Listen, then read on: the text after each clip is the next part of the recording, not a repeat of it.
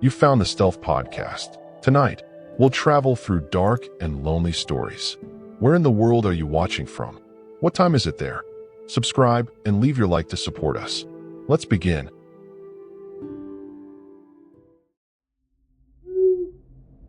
My name is Max Turner. I'm 34 years old, and I call Portland home, at least when I'm not living out of my converted Sprinter van. I'd been on the road for nearly 8 months, documenting my travels on a modest but growing YouTube channel. The freedom of van life had saved me after losing my job in tech, giving me purpose again.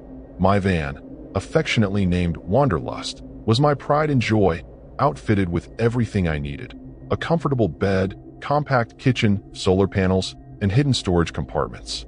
I'd been making my way east across the country, and Missouri wasn't originally on my itinerary.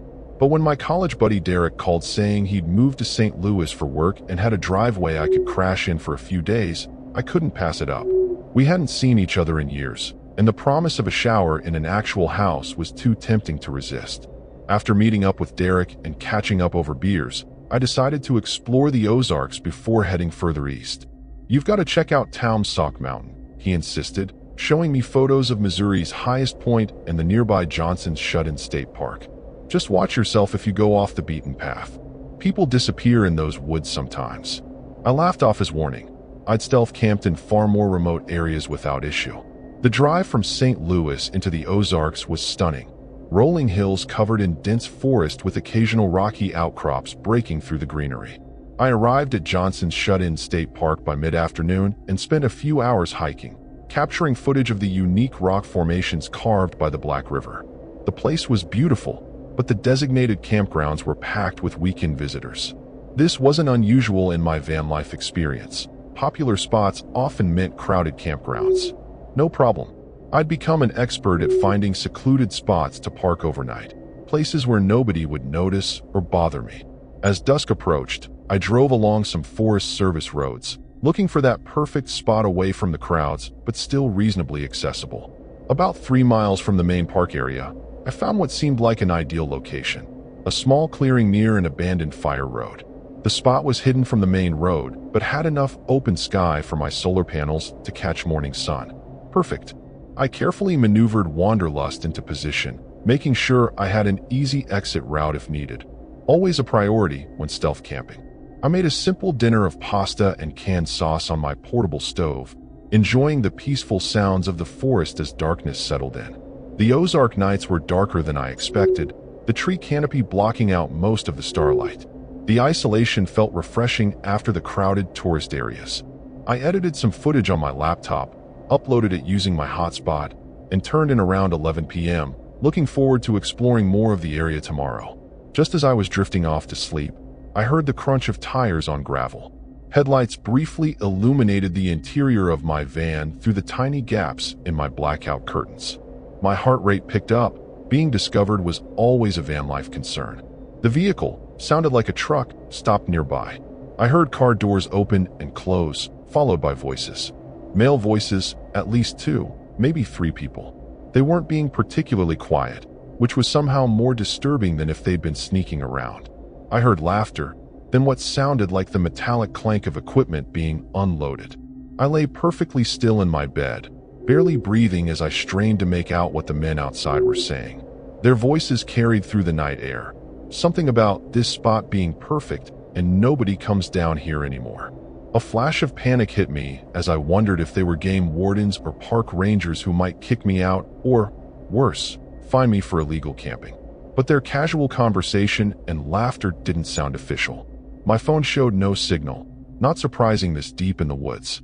I debated my options: make my presence known or stay hidden and hope they moved on. The decision was made for me when I heard one of them say, "Let's get digging before it gets any later." Digging? At night? In a remote forest clearing? Every horror movie I'd ever watched suddenly flashed through my mind. I carefully peered through a tiny gap in my blackout curtains. In the moonlight, I could make out 3 men.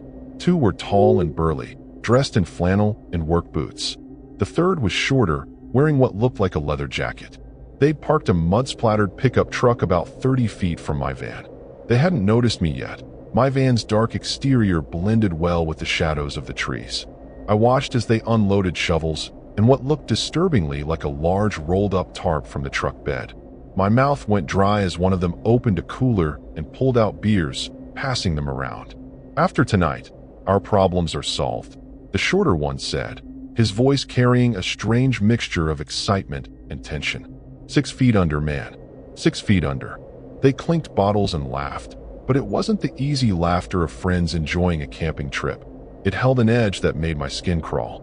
They began digging about 50 yards from my van, their silhouettes visible against the night sky when they passed through a small clearing. My mind raced through possibilities, each more terrifying than the last. Were they burying something? Someone?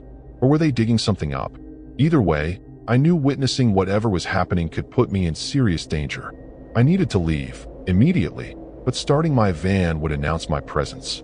I could try to sneak away on foot, but leaving the safety of my van in these dark woods seemed equally dangerous. Plus, all my belongings, my identification, everything that connected me to my life was in this van. My hands shook as I tried to form a plan. I could wait until they were fully absorbed in their task, and then silently push the van far enough away before starting the engine. Just as I was preparing to move, I heard a new sound that froze my blood, a muffled thumping and what sounded like a suppressed cry. The men's voices became more urgent. "Keep it quiet," one growled. "Nobody's supposed to be out here, but sound carries." The thumping continued, rhythmic and desperate. With sickening clarity, I realized what I was hearing, someone struggling inside the trunk of their truck. I fought rising panic as one of the men approached my side of the clearing. He lit a cigarette, the flame briefly illuminating a hard, weathered face. He stood less than 20 feet from my van, scanning the trees while taking deep drags. I ducked down, praying he hadn't spotted any movement through my window. My heart was pounding so loudly I was sure he could hear it. After what felt like an eternity, he flicked the cigarette butt away and walked back to join the others. The shorter man in the leather jacket walked to their truck and opened the trunk. The thumping immediately intensified, and I heard muffled screams. "Shut up," he snarled, followed by the sound of something, or someone, being struck. The cries stopped abruptly. I felt sick, but forced myself to watch through the tiny gap in my curtain. What I saw next will haunt me forever. They dragged a bound figure from the trunk, someone with a bag over their head, hands tied behind their back, squirming weakly. In the dim moonlight, I could make out dark stains on the person's clothes that looked horribly like blood. The largest man hefted the struggling figure over his shoulder with disturbing ease while the others picked up their shovels and led the way to the freshly dug pit. My hands trembled as I fumbled for my phone to record what was happening. Evidence, I told myself, though what good it would do me if they found me, I didn't know. The video would be dark and grainy, but something was better than nothing. As I raised my phone to the window gap, disaster struck. My flashlight app triggered accidentally, sending a beam of light through my window. Time seemed to freeze as all three men snapped their heads toward my van. "What the hell?" one shouted. I dropped to the floor, frantically shutting off my phone, but it was too late. I heard the heavy footsteps of the men approaching, quickening with each stride. "Someone's watching. Check that van," the short one barked. I scrambled to the driver's seat, hands shaking so badly I could barely grip my keys. The engine roared to life as a fist pounded on my side window. A bearded face pressed against the glass, eyes wild with anger and alarm. "Get him," he shouted to the others. I slammed the van into reverse, tires spinning on the forest floor before catching hold. The bearded man jumped back to avoid being hit as I careened backward, branches scraping horrifically against Wanderlust's sides. I heard shouts, and then, terrifyingly, the sound of their truck engine starting. In my panic, I misjudged the width of the fire road and felt my right tire slip into a shallow ditch. The van tilted sickeningly, wheels spinning in mud and leaves. "No, no, no," I screamed, slamming between reverse and drive, desperate for traction. Their headlights appeared in my rearview mirror, growing larger by the second. With a lurch, my tires caught hold and I shot forward down the fire road, branches whipping against my windshield. I had no time to think, operating purely on adrenaline and instinct. The road was barely visible in my headlights, full of potholes and fallen branches that threatened to end my escape with each passing second. Behind me, their truck followed doggedly, far more suited to this terrain than my van. I reached for my phone to call 911, but remembered with horror that I had no signal. The fire road forked ahead. Left seemed to head deeper into the forest, while right appeared to curve back toward the main road. I wrenched the wheel right, praying it would lead to safety. The men followed, their headlights bouncing wildly as their truck navigated the rough terrain with alarming speed. They were gaining on me. My van hit a deep rut, sending me slamming into the ceiling before crashing back down into my seat. Pain shot through my shoulder, but I kept driving, kept pushing forward. The gap between us was closing. They were maybe 30 yards behind now. Then I saw something that made my heart soar. The reflective markers of the main park road just ahead. If I could make it there, maybe I could find help, or at least witnesses. I burst onto the paved road with a jarring thump, tires screeching as I accelerated hard to the right, toward what I hoped was the direction of the park entrance. My speedometer pushed past 60 as the van rattled dangerously on the winding road. In my mirrors, I saw the truck emerge from the fire road, hesitate briefly, then swerve to follow me, its powerful engine eating up the distance between us. My mind raced faster than my van ever could. The park would be closed at this hour, the visitor center shuttered, the campgrounds quiet with sleeping families. The ranger station might be my only hope, but I had no idea where it was located or if anyone would be there this late. The truck was gaining again, its high beams flooding my cabin with harsh light. I squinted against the glare, knuckles white on the steering wheel. Without warning, I rounded a curve and found myself faced with a fallen tree partially blocking the road, likely from the storm that had passed through days earlier. With no time to stop, I wrenched the wheel left, scraping past it with a horrible sound of tearing metal. My side mirror snapped off, and I felt the van's body crumple along its length. But I was through. In my rearview mirror, I saw the truck brake hard, unable to make the same narrow passage. Relief flooded me for a split second before I realized they weren't giving up. They were reversing, likely to find another route. The momentary advantage was all I had, and I pushed Wanderlust harder than I ever had before. A sign flashed past. Johnson's Shut-In State Park, 3 miles. 3 miles to potential safety, but where would they cut me off? The answer came sooner than I expected. As I approached another bend, a second set of headlights appeared ahead, coming toward me. The same truck or another vehicle entirely. I couldn't tell, but I couldn't risk finding out. I spotted a maintenance road to my right and swerved onto it without slowing down. The van bounced violently, a cabinet door bursting open inside, kitchenware raining down around me. The maintenance road was barely more than a path, with branches scraping both sides of the van. I killed my headlights, driving by moonlight alone, a desperate gamble to avoid detection. The darkness enveloped me, transforming familiar shapes in my van into looming shadows. Every few seconds, I glanced in my mirrors, terrified of seeing headlights behind me. The road began to slope downward, becoming steeper and muddier. Controlling the van grew increasingly difficult as it slid and fishtailed down the incline. Ahead, I could make out what looked like a small bridge over a creek, my only way forward. As I approached, my heart sank. The bridge was narrow, possibly too narrow for my van, and looked old and weathered. There was no time to reconsider. I aimed for the center and crept forward. The wooden planks creaked ominously beneath my weight. Halfway across, I heard a loud crack. The steering wheel jerked in my hands as the right front tire punched through a rotted board. I gunned the engine in panic, feeling the van tip precariously toward the water below. For one heart-stopping moment, I thought we were going over, but somehow, the tire caught on the frame of the bridge and pulled free. I shot forward, the back tires bumping violently as they crossed the damaged section. On the other side, I allowed myself to breathe again, but only for a moment. The maintenance road continued through densely packed trees, eventually opening onto what appeared to be an old, overgrown parking area.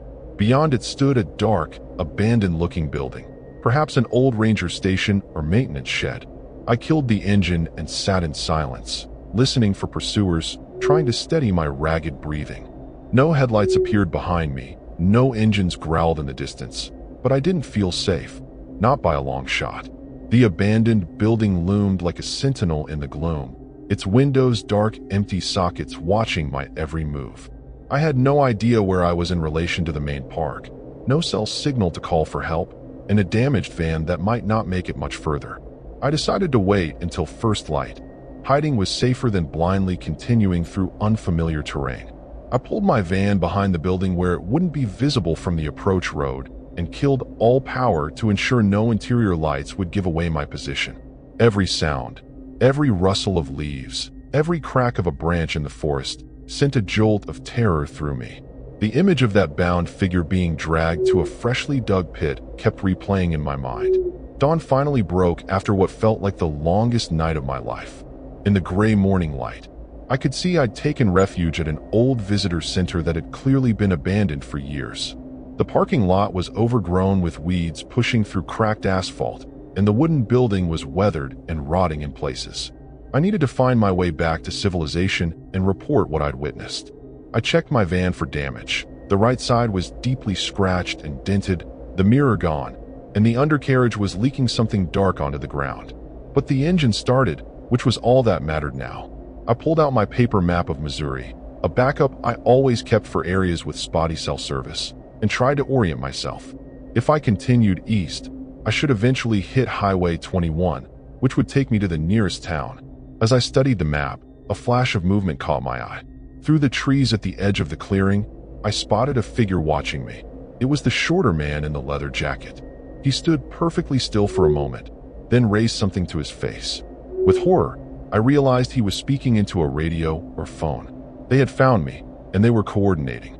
I threw the map aside and started the engine, tires spitting gravel as I accelerated toward what I hoped was an exit road on the far side of the clearing.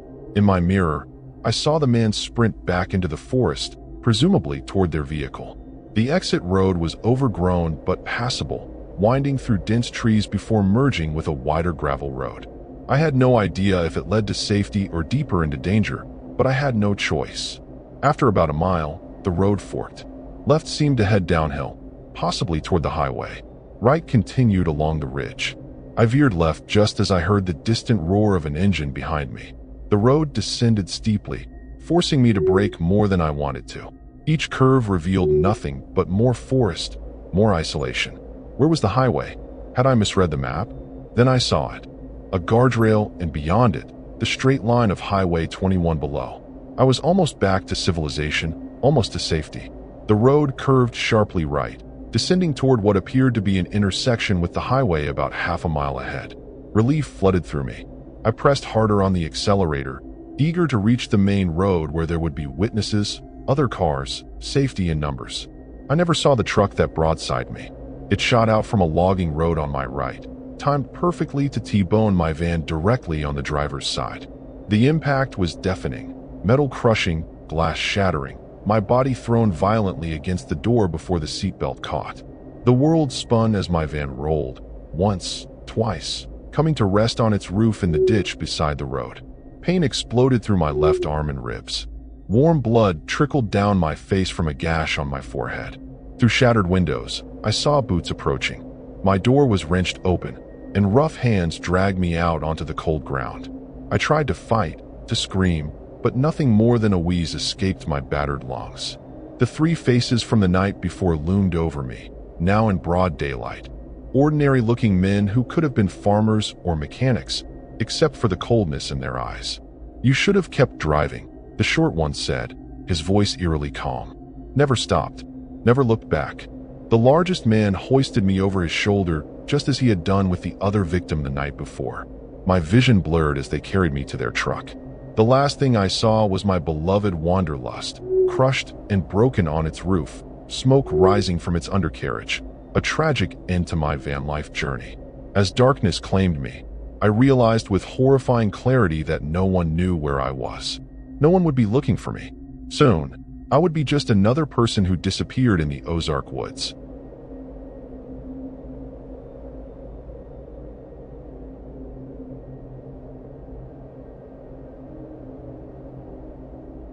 My name is Rachel Winters. I'm 29 years old, and I've been calling Seattle home for the past 6 years. Well, that was until 3 months ago when I decided to buy a Ford Transit, convert it into a livable space, and hit the road. After being laid off from my marketing job, I figured it was the perfect time to pursue my dream of exploring the country while working remotely as a freelance graphic designer. My van, which I named Liberty, isn't fancy, but it's functional and cozy with its tiny wooden kitchenette, fold-out desk, and comfortable platform bed. I never planned on visiting Missouri. It wasn't on my radar at all, but when a client in Kansas City offered me a week-long in-person gig designing promo materials for their music festival, I couldn't turn down the steady paycheck. The job wrapped up nicely, and instead of heading straight west as planned, I decided to spend a few days exploring the Show Me State before moving on. One name kept coming up in my research: Hannibal, Mark Twain's boyhood home along the Mississippi River. The drive from Kansas City to Hannibal took about 4 hours, with me cruising through gently rolling farmland that occasionally gave way to more rugged terrain.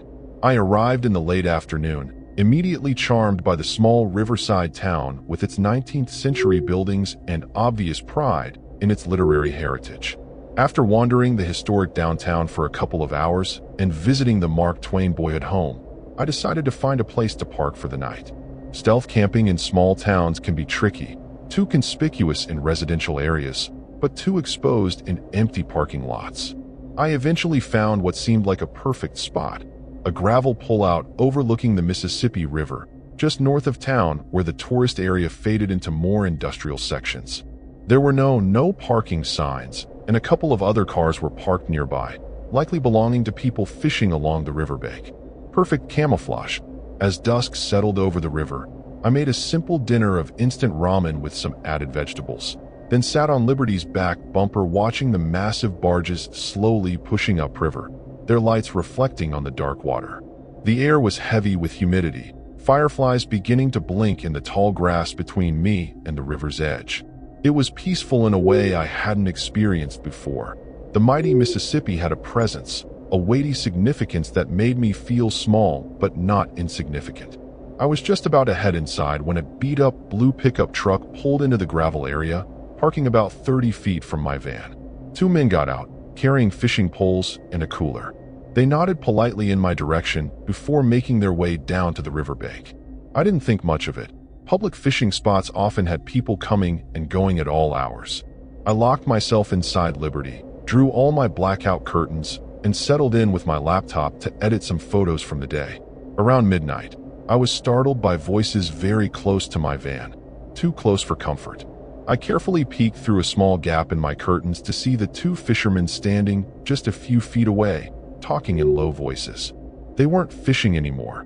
Instead, they were looking out at the river with an intensity that seemed odd. I couldn't make out what they were saying, but their body language seemed tense, expectant. One kept checking his watch. Then I heard it, the low rumble of an approaching boat. No running lights, just a dark shape moving slowly upriver toward our position. The men immediately became more alert, grabbing flashlights from their truck. One of them flashed a pattern toward the river. 3 quick bursts, a pause, then 2 more. After a moment, an answering light flashed from the boat. My curiosity turned to unease as I realized I was witnessing something I probably shouldn't be seeing. I stayed perfectly still, barely breathing as I watched the scene unfold through the narrow gap in my curtains. The boat, some kind of flat-bottomed John boat, approached the shoreline, its motor now silent as it drifted the final distance. 3 figures were aboard. 2 muscular men I couldn't make out clearly, and a third person who appeared to be sitting or lying in the center of the boat. Something about that third figure sent a chill down my spine. They weren't moving like the others. The fishermen waded knee-deep into the Mississippi to help guide the boat to shore. "You're late," one of them hissed, voice carrying clearly through the night air. "We've been exposed here for too long." "Couldn't be helped," replied one of the men from the boat, his accent distinctly non-local. "Eastern European, maybe? Problem with the merchandise. Had to make special arrangements." Merchandise? My mind raced with possibilities, none of them good. Drugs? Weapons? Something smuggled up the river? Whatever it was, I was witnessing something illegal, and that made me incredibly vulnerable sitting alone in my van. The 4 men, 2 from shore and 2 from the boat, began unloading what I now could see was a body-shaped bundle wrapped tightly in what looked like plastic sheeting and duct tape. Not a what, a who. My hand flew to my mouth to stifle a gasp. The bundle moved slightly, confirming my worst fears. This wasn't cargo, it was a person. They carried the bundle up from the shore, and placed it roughly in the bed of the pickup truck, covering it with a tarp. One of the fishermen, a stocky man with a buzz cut, looked around nervously, his gaze passing over my van. I ducked down immediately, heart pounding so loudly I was sure they could hear it. Had he noticed the small gap in my curtains? Did he see the faint glow of my laptop screen? What about that van? I heard him ask. It was empty earlier, but someone came back. I saw a woman. Probably just some tourist sleeping. The second fisherman replied. They're all over town for that Mark Twain crap. She's not a problem. We can't take chances, Buzzcut insisted. Not with what we're carrying. Go check it out. Panic surged through me. I quickly shut my laptop, plunging the van into darkness, and slid into the driver's seat, inserting the key silently into the ignition. My hand hovered, ready to start the engine and flee, but I hesitated. Starting the van would confirm someone was inside. Maybe if I stayed perfectly still and quiet, they'd believe the van was empty. Heavy footsteps crunched on gravel, approaching Liberty. A flashlight beam swept across my windshield, then along the side windows, probing for any sign of occupation. I slid down lower in my seat, holding my breath. The footsteps circled the entire van, pausing at the back doors. I heard the handle rattle as he tested if it was unlocked. Locked up tight, the man called to his companions. Can't see inside with those curtains. Could be empty. Could be someone sleeping. We don't have time for this, one of the men from the boat said sharply. The client is waiting. We need to deliver now. The footsteps retreated, and I allowed myself the shallowest of breaths. Through my side mirror, I could see them conferring by the truck. Buzzcut gestured toward my van repeatedly, clearly arguing for doing something about me, while the others seemed focused on leaving. Finally, the man who seemed to be in charge, one of the boatmen, nodded reluctantly. Fine, he said. Take care of it. Catch up with us at the warehouse. You know the route. My blood ran cold as the other three men climbed into the pickup and drove away, leaving Buzzcut standing alone in the gravel pullout, staring at my van. He reached into his jacket and pulled out what was unmistakably a handgun. Time slowed to a crawl as I watched him approach, gun held low at his side. Each step he took sent a fresh wave of terror through my body. This wasn't a movie or a campfire story. This was real danger, real evil, closing in on my home on wheels. In that moment, I knew with absolute certainty that if I didn't act immediately, I would die here beside the Mississippi River, just another missing person whose van would eventually be found abandoned. My hand closed around the key, and in one fluid motion, I twisted it and slammed Liberty into reverse. The engine roared to life, startling Buzzcut, who raised his gun. I ducked as the first shot shattered my driver's side window, showering me with glass. The van lurched backward, tires spinning on gravel before catching. A second shot punched through my windshield as I cranked the wheel hard, executing a wild reverse turn to face the exit. Buzzcut was running toward me now, gun raised for a better shot. I threw the van into drive and floored it, heading straight for him. He dove out of the way at the last second, firing again as I passed. This bullet found its mark somewhere in Liberty's engine compartment, the impact reverberating through the steering wheel. But the van kept moving, and I kept driving, crashing through the narrow gap between two trees to reach the access road. The road along the riverfront was mercifully empty as I sped south toward town, my headlights cutting through the darkness. In my rearview mirror, I could see Buzzcut running back toward the fishing spot, likely had another vehicle stashed nearby. My hands shook violently on the steering wheel as adrenaline coursed through my system. The van was making an alarming knocking sound from under the hood, and a thin tendril of smoke was starting to seep through the vents. I needed to get to safety, police station, hospital, anywhere with people and security cameras. But there was a problem. In a small town like Hannibal, everyone would know everyone else. How could I be sure the local police weren't involved in whatever trafficking operation I'd just witnessed? The thought sent a fresh wave of panic through me. I couldn't risk it. I needed to get out of town entirely. I reached the main road that cut through Hannibal and turned west, away from the river, planning to find Highway 61 and head south towards St. Louis, a bigger city where I could disappear and safely contact authorities. As I approached a red light at the town's main intersection, headlights appeared behind me, closing fast, too fast. It was a dark sedan, not the pickup from before, but my instincts screamed danger. The light turned green just as the sedan reached my bumper. I accelerated hard, Liberty protesting with a series of mechanical coughs that didn't bode well for my escape. The sedan stayed right on my tail, close enough that I could see the driver's face in my broken side mirror. It wasn't buzz cut, but a new player, older, with silver hair and a face set in grim determination. How many of them were there? How extensive was this network? We sped through the sleeping town, past darkened storefronts and historic homes. I spotted a sign for Highway 61 and wrenched the wheel right, tires squealing. The sedan followed. My pursuer was a better driver than me, and his car was in far better condition than my wounded van. Liberty was dying by inches, the knocking from the engine growing louder, the smoke thicker. I wasn't going to outrun him. Desperation sparked a dangerous idea.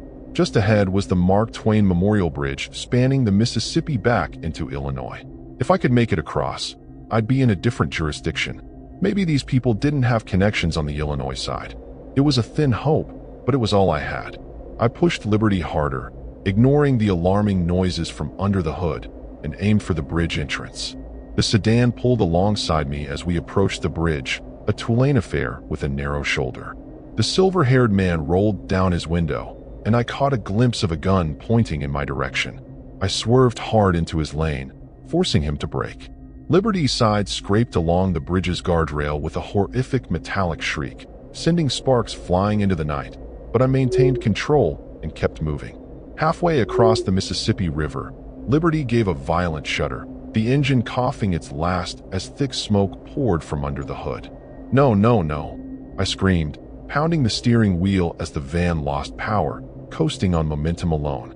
I steered toward the narrow shoulder, trying to maintain whatever distance I could from my pursuer. The sedan had fallen back after our collision, but was now approaching again, more cautiously this time. Liberty rolled to a stop about 3/4 of the way across the bridge. I was trapped, water on both sides, a dying van as my only shelter, and a killer closing in. The sedan stopped about 50 yards behind me, its headlights illuminating Liberty's interior through the shattered back windows. I could see the silver-haired man speaking into a phone, calling for backup, no doubt. I grabbed my backpack, shoving in my laptop, phone, wallet, and a water bottle, the bare essentials. There was only one way off this bridge that didn't involve going back toward my pursuers, forward, on foot. I took a deep breath, flung open the door, and ran, staying low behind the guardrail as much as possible. Behind me, I heard a car door slam and shouting. A shot rang out, the bullet pinging off the metal guardrail near my head. I kept running, zigzagging slightly to make myself a harder target. The Illinois side of the bridge was maybe a quarter-mile ahead. I could make it if I just kept moving. The wound in my side burned horribly, but I tried to ignore it. Another shot, closer this time. I risked a glance back and saw the silver-haired man advancing steadily, gun raised. Beyond him, headlights appeared at the Missouri end of the bridge, reinforcements arriving. I wasn't going to outrun bullets, and soon I'd be outnumbered. I needed a different strategy. The bridge had a maintenance ladder near the Illinois end. I noticed it during my drive into town earlier that day. If I could reach it, I might be able to climb down to water level. A desperate plan formed in my mind. Reach the ladder, climb down, swim to shore, if necessary. It was madness. The Mississippi was notoriously dangerous with its powerful currents and commercial traffic, but it was my only option. I pushed myself harder, lungs burning, legs pumping. Another shot whistled past my ear, so close I felt the air disturbed by its passage. The ladder was just ahead now, a dark metal framework against the bridge's concrete support. I reached it and swung myself over the guardrail without hesitation, grabbing the rungs and descending as fast as I dared. Above me, I heard the silver-haired man curse as he reached the guardrail. He fired down at me, the bullet ricocheting off metal near my hand. I lost my grip in panic, sliding down several rungs and tearing the skin from my palms. 50 feet below, the dark waters of the Mississippi churned ominously. I kept climbing down, expecting each second to feel a bullet tear through me.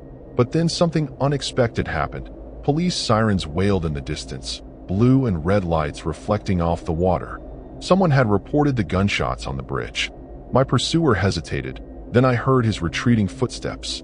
A moment later, the sedan's engine roared as it executed a rapid U-turn, speeding back toward the Missouri side.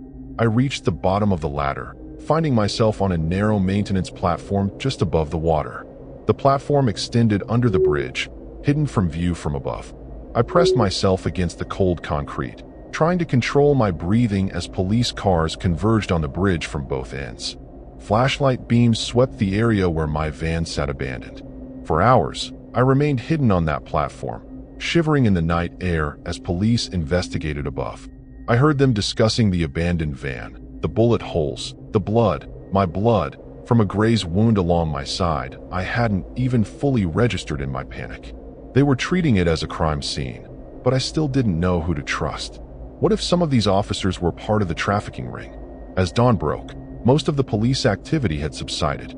My van had been towed away, and only a single patrol car remained on the bridge. My plan was simple but terrifying. Follow the maintenance catwalk that ran beneath the bridge to the Illinois shore, then find help. Real help, not local authorities. The FBI had a field office in Springfield, Illinois. If I could get there, I could report what I'd seen to federal agents less likely to be corrupted by local criminal enterprises. The journey along the catwalk was harrowing. Narrow metal gratings suspended hundreds of feet above the powerful river currents. Every step required total concentration. By the time I reached the Illinois shoreline, the sun was fully up, my clothes were soaked with sweat despite the cool morning air, and my side was bleeding again.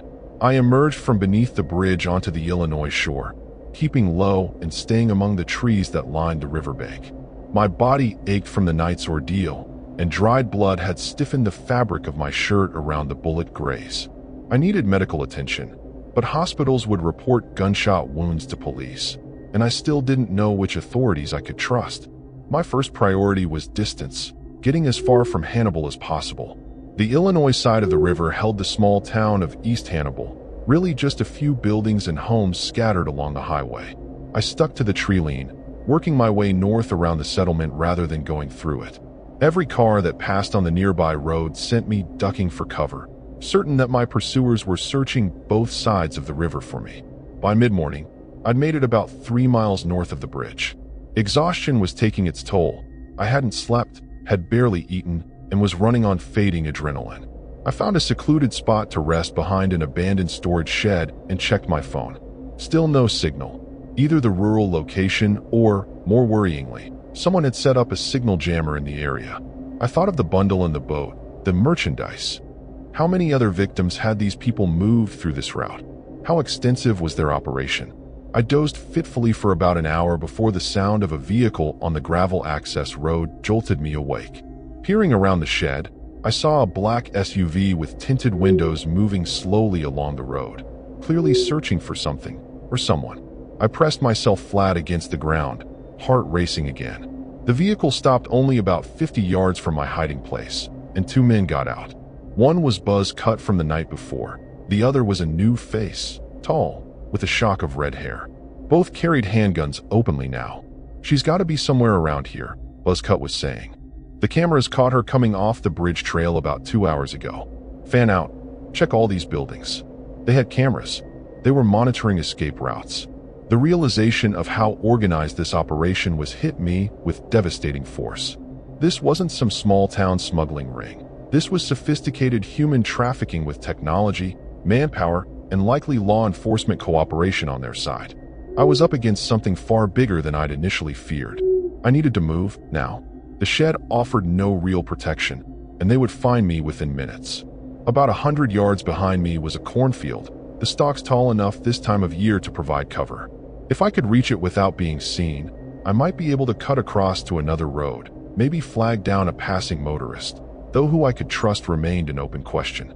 Taking a deep breath, I waited until both men were facing away, then sprinted for the cornfield. I'd covered about half the distance when a shout went up behind me. "There she is." Gunshots followed, dirt kicking up at my feet as bullets struck near me. I reached the first row of corn and dove in, the thick stalks closing around me like a living curtain. I crawled deeper into the field, changing direction frequently to throw off pursuit. Behind me, I could hear the men crashing through the corn, calling to each other as they tried to coordinate. The field seemed to stretch on forever, a green maze under the hot midday sun. My wound had reopened, blood soaking fresh into my shirt, and thirst clawed at my throat. But stopping meant death, or worse, ending up like the person wrapped in plastic on that boat. After what felt like hours, but was probably only 20 minutes, I reached the far edge of the cornfield. Beyond lay an open stretch of about 50 yards, then a rural highway. A gas station was visible about a quarter-mile down the road. Civilization, witnesses, phones. So close, yet might as well have been on the moon with my pursuers still hunting through the corn behind me. I waited at the field's edge, gathering my remaining strength. When a semi-truck approached on the highway, I made my decision. It was now or never. As the truck passed, temporarily blocking the view from the cornfield, I broke cover and ran for the highway. My legs felt like lead, each step jarring the wound in my side, but I pushed on, driven by pure survival instinct. I'd almost reached the shoulder of the highway when I heard an engine roar to life. The black SUV had circled around and was now speeding down the highway toward me. At the same moment, Buzz Cut emerged from the cornfield, shouting and raising his weapon. I was caught between them, nowhere to hide, too exhausted to run any further. The SUV screeched to a halt about 30 feet away. The driver's door opened, and the silver-haired man from the bridge stepped out, gun pointed squarely at me. "Enough running," he said, his voice calm, almost gentle. "You've seen too much, but we can make this easy. Just come with us." Buzz Cut was approaching from behind, and I could see the red-haired man emerging from the cornfield as well. 3 armed men, all corners covered. My knees buckled, partly from exhaustion, partly from the realization that this was it. I wasn't escaping this time. As if sensing victory, the silver-haired man lowered his gun slightly and took a step toward me. "You're a fighter," he said with something like admiration. "We could use someone like you in the organization. Better than the alternative." The alternative. The person wrapped in plastic. The fresh grave they were surely digging somewhere. That's when we all heard it. The unmistakable wail of police sirens, growing louder by the second. Multiple vehicles, coming fast. The 3 men exchanged alarmed looks. "Someone's called it in," Red Hair said urgently. "We need to go. Now." The silver-haired man hesitated, looking at me with cold calculation. I could see the decision forming in his eyes. Kill me quickly and leave, or risk capture by taking the time to abduct me. I tensed, ready to make one final, desperate lunge for survival. He raised his gun, aiming at my head. A shot rang out, but not from his weapon. The silver-haired man jerked backward, a spray of red misting the air as a bullet struck his shoulder. He dropped to the ground, screaming in pain. More shots followed, and I dropped flat to the pavement as bullets whizzed overhead. Through the chaos, I made out unmarked vehicles converging on the scene, men in tactical gear with FBI emblazoned on their vests pouring out, weapons drawn. Buzz Cut and Red Hair were returning fire, trying to reach their SUV. I crawled toward the ditch beside the highway, desperate to get out of the crossfire. The gunfight was brief but intense. When it ended, Red Hair lay motionless on the asphalt. Buzz Cut was in handcuffs, and the silver-haired man was being treated by paramedics under armed guard. An agent helped me to my feet and guided me toward an ambulance that had arrived on scene. "You're safe now," he said, his voice firm but kind. "We've been tracking this trafficking ring for months. Your 911 call from the gas station payphone helped us pinpoint their location." I looked at him in confusion. I never made it to a gas station. I never called 911. The agent frowned. "Someone did." Gave a detailed description of armed men chasing a woman near the cornfield, even described the black SUV with the license plate number. As paramedics treated my wound, I gazed across the highway to the gas station in the distance. A figure stood watching from beside the building, a woman about my age, dark-haired, face too distant to make out clearly. She raised her hand in what might have been a wave, then turned and walked behind the building, disappearing from view. I never found out who she was, my mysterious savior at the gas station. The FBI debriefed me for hours, piecing together my account with their existing knowledge of the trafficking ring that operated along the Mississippi River corridor. Liberty was impounded as evidence, my home and possessions locked away while the investigation continued. But I was alive, unlike many others who had crossed paths with these monsters. 3 weeks later, as I boarded a bus back to Seattle with nothing but a backpack of belongings and a head full of nightmares, I gazed out at the Mississippi River one last time. Its waters flowed dark and mysterious, carrying secrets downstream toward New Orleans and the Gulf beyond. Somewhere on those waters, I knew, another boat might be moving silently in the night, carrying another victim. But now, at least, people were watching, searching, fighting back against the darkness. My van life adventure had ended in terror beside the mighty Mississippi, but my story, at least, hadn't ended there. Others hadn't been so lucky.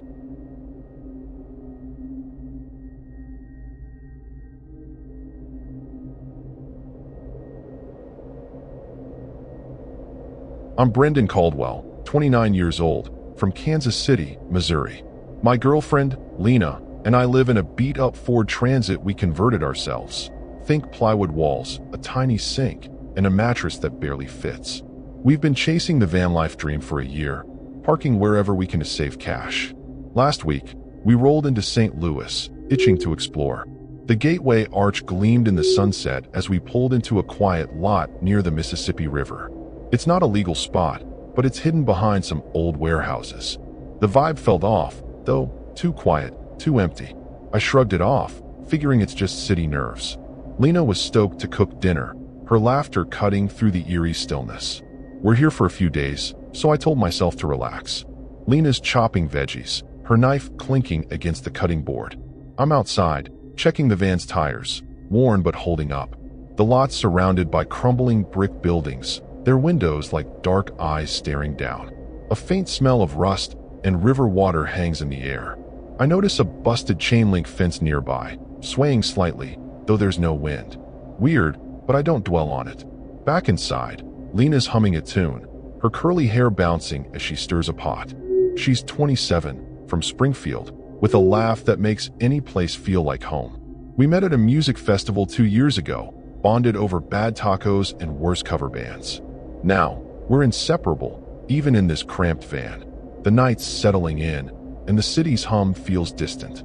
I flick on our fairy lights, casting a warm glow inside the van. Lena's telling me about her day job. She's a freelance graphic designer, always juggling clients. I'm a part-time mechanic, which comes in handy when the van acts up. We're not rich, but we're free, you know? Still, something about this spot bugs me. Maybe it's the way the streetlights flicker, or how the shadows seem to stretch too far. I check my phone. No signal. That's odd for a city. Lena doesn't notice, too busy ranting about a client who ghosted her. I laugh, but my eyes keep drifting to the window, expecting something. We eat our chili, the spicy warmth chasing away the chill. Lena's teasing me about my terrible taste in music. Guilty. I love cheesy 80s rock. Outside, the lot's dead quiet. No cars, no people. I'm starting to think we're the only ones dumb enough to park here. I glance at the warehouses, their silhouettes looming like giants in the dark. A memory pops up, my uncle telling me about St. Louis's rough patches, abandoned spots where trouble brews. I push it down. We've parked in sketchy places before, once in a desert lot near Tucson, no issues. Still, this place has a horror movie vibe I can't shake. Lena's scrolling her phone, muttering about no Wi-Fi. I step outside to grab some water from the cooler, and that's when I see it, a quick flash of light from one of the warehouse windows. Like a flashlight, maybe? It's gone before I can blink. My stomach twists, but I tell myself it's probably nothing. Kids messing around, or a security guard. I don't mention it to Lena. She's already jumpy about city parking.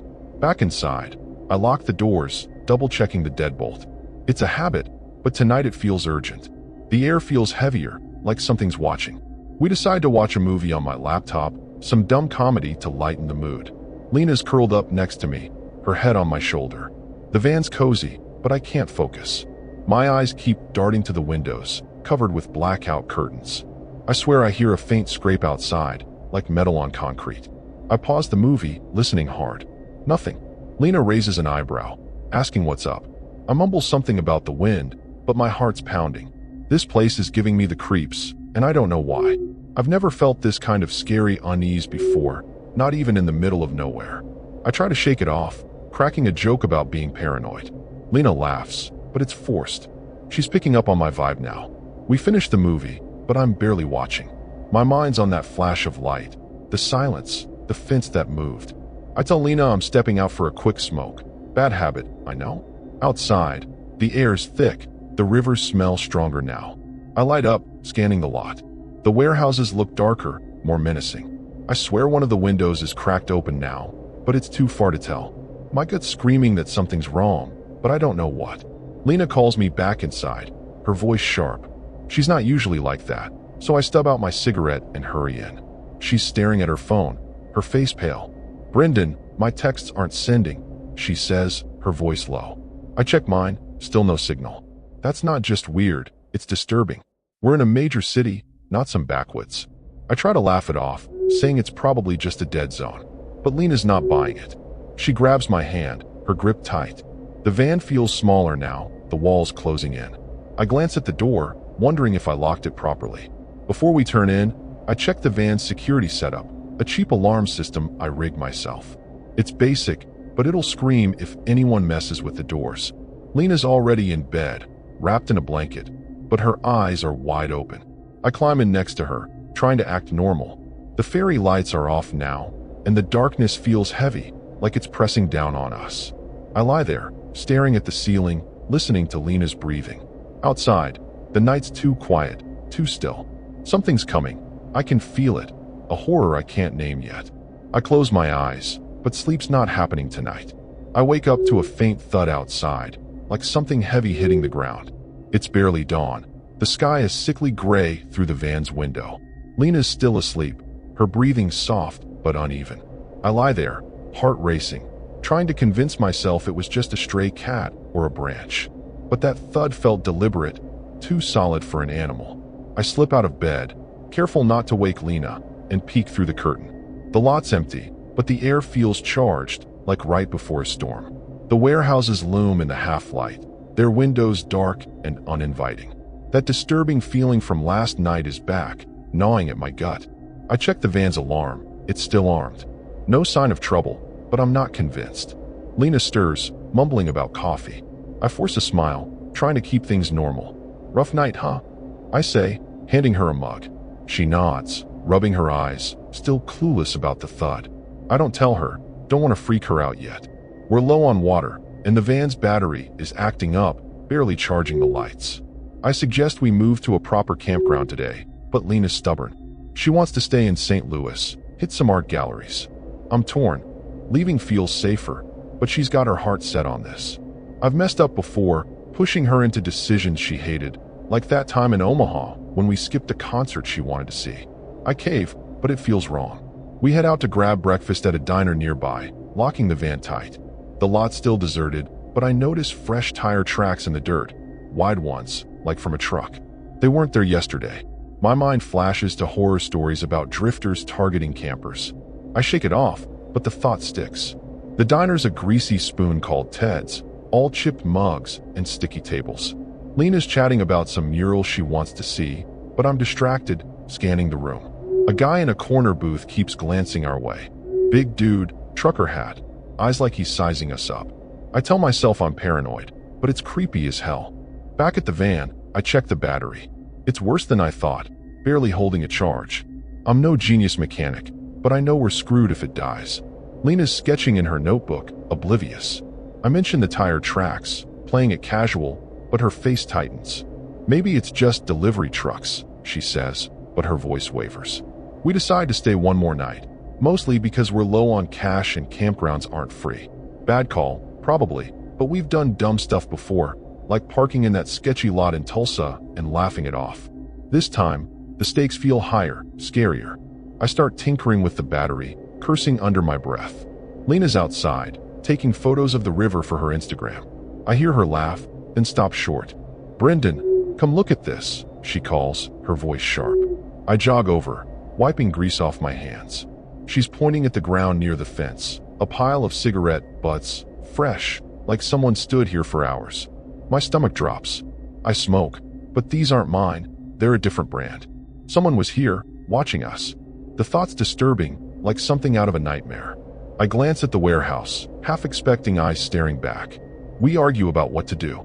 Lena wants to call the cops, but I hesitate. What are we gonna say? Some guy smoked near our van.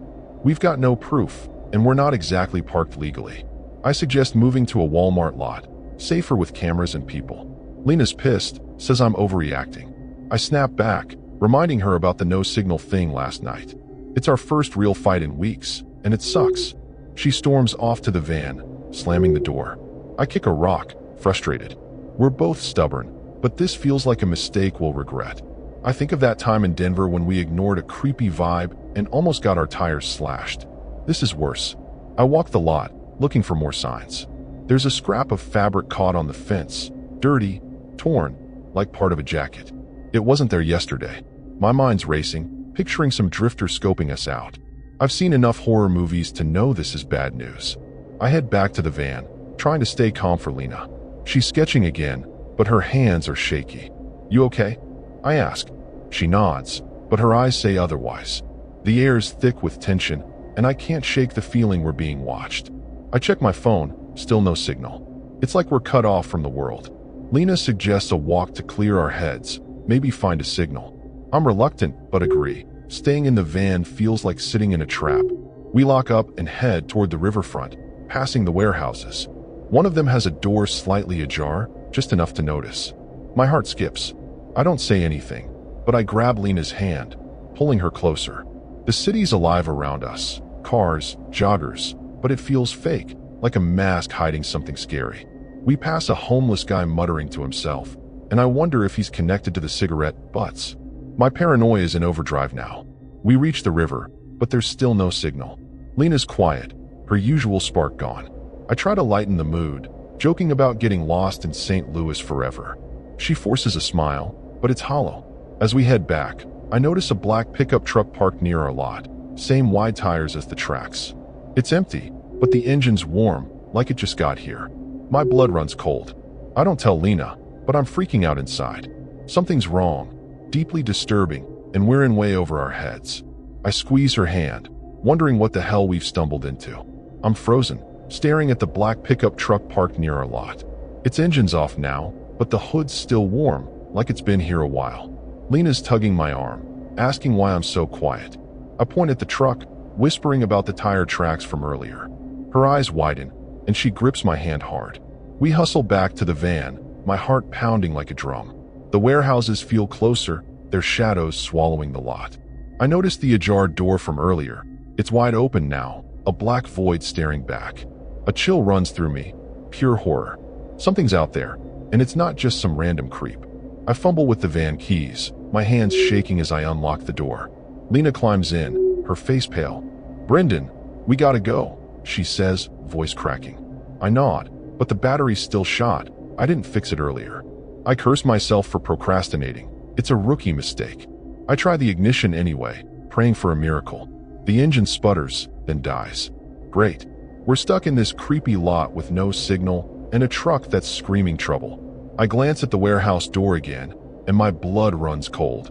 A figure standing there, just inside the shadows. Tall, bulky, motionless. I blink, and it's gone. Was it real? My mind's screaming it's a trick of the light, but my gut says this is bad, really bad. I tell Lena to stay quiet and lock the doors. She's freaking out, whispering about calling 911, but our phones are useless. I grab a flashlight and a tire iron from under the seat, best weapon we've got. Stay here, I say, but she grabs my arm, begging me not to go. I'm torn, but I need to check that truck. Maybe it's nothing, just some dude parked here. But deep down, I know it's not.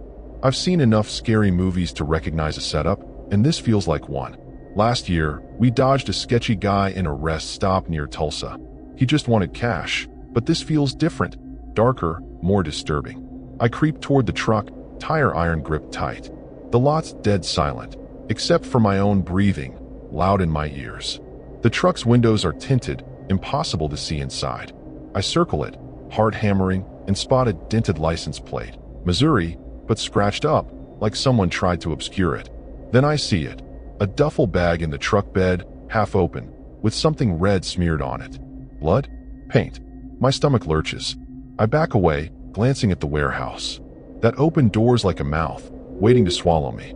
I hear a faint shuffle inside, like boots on concrete.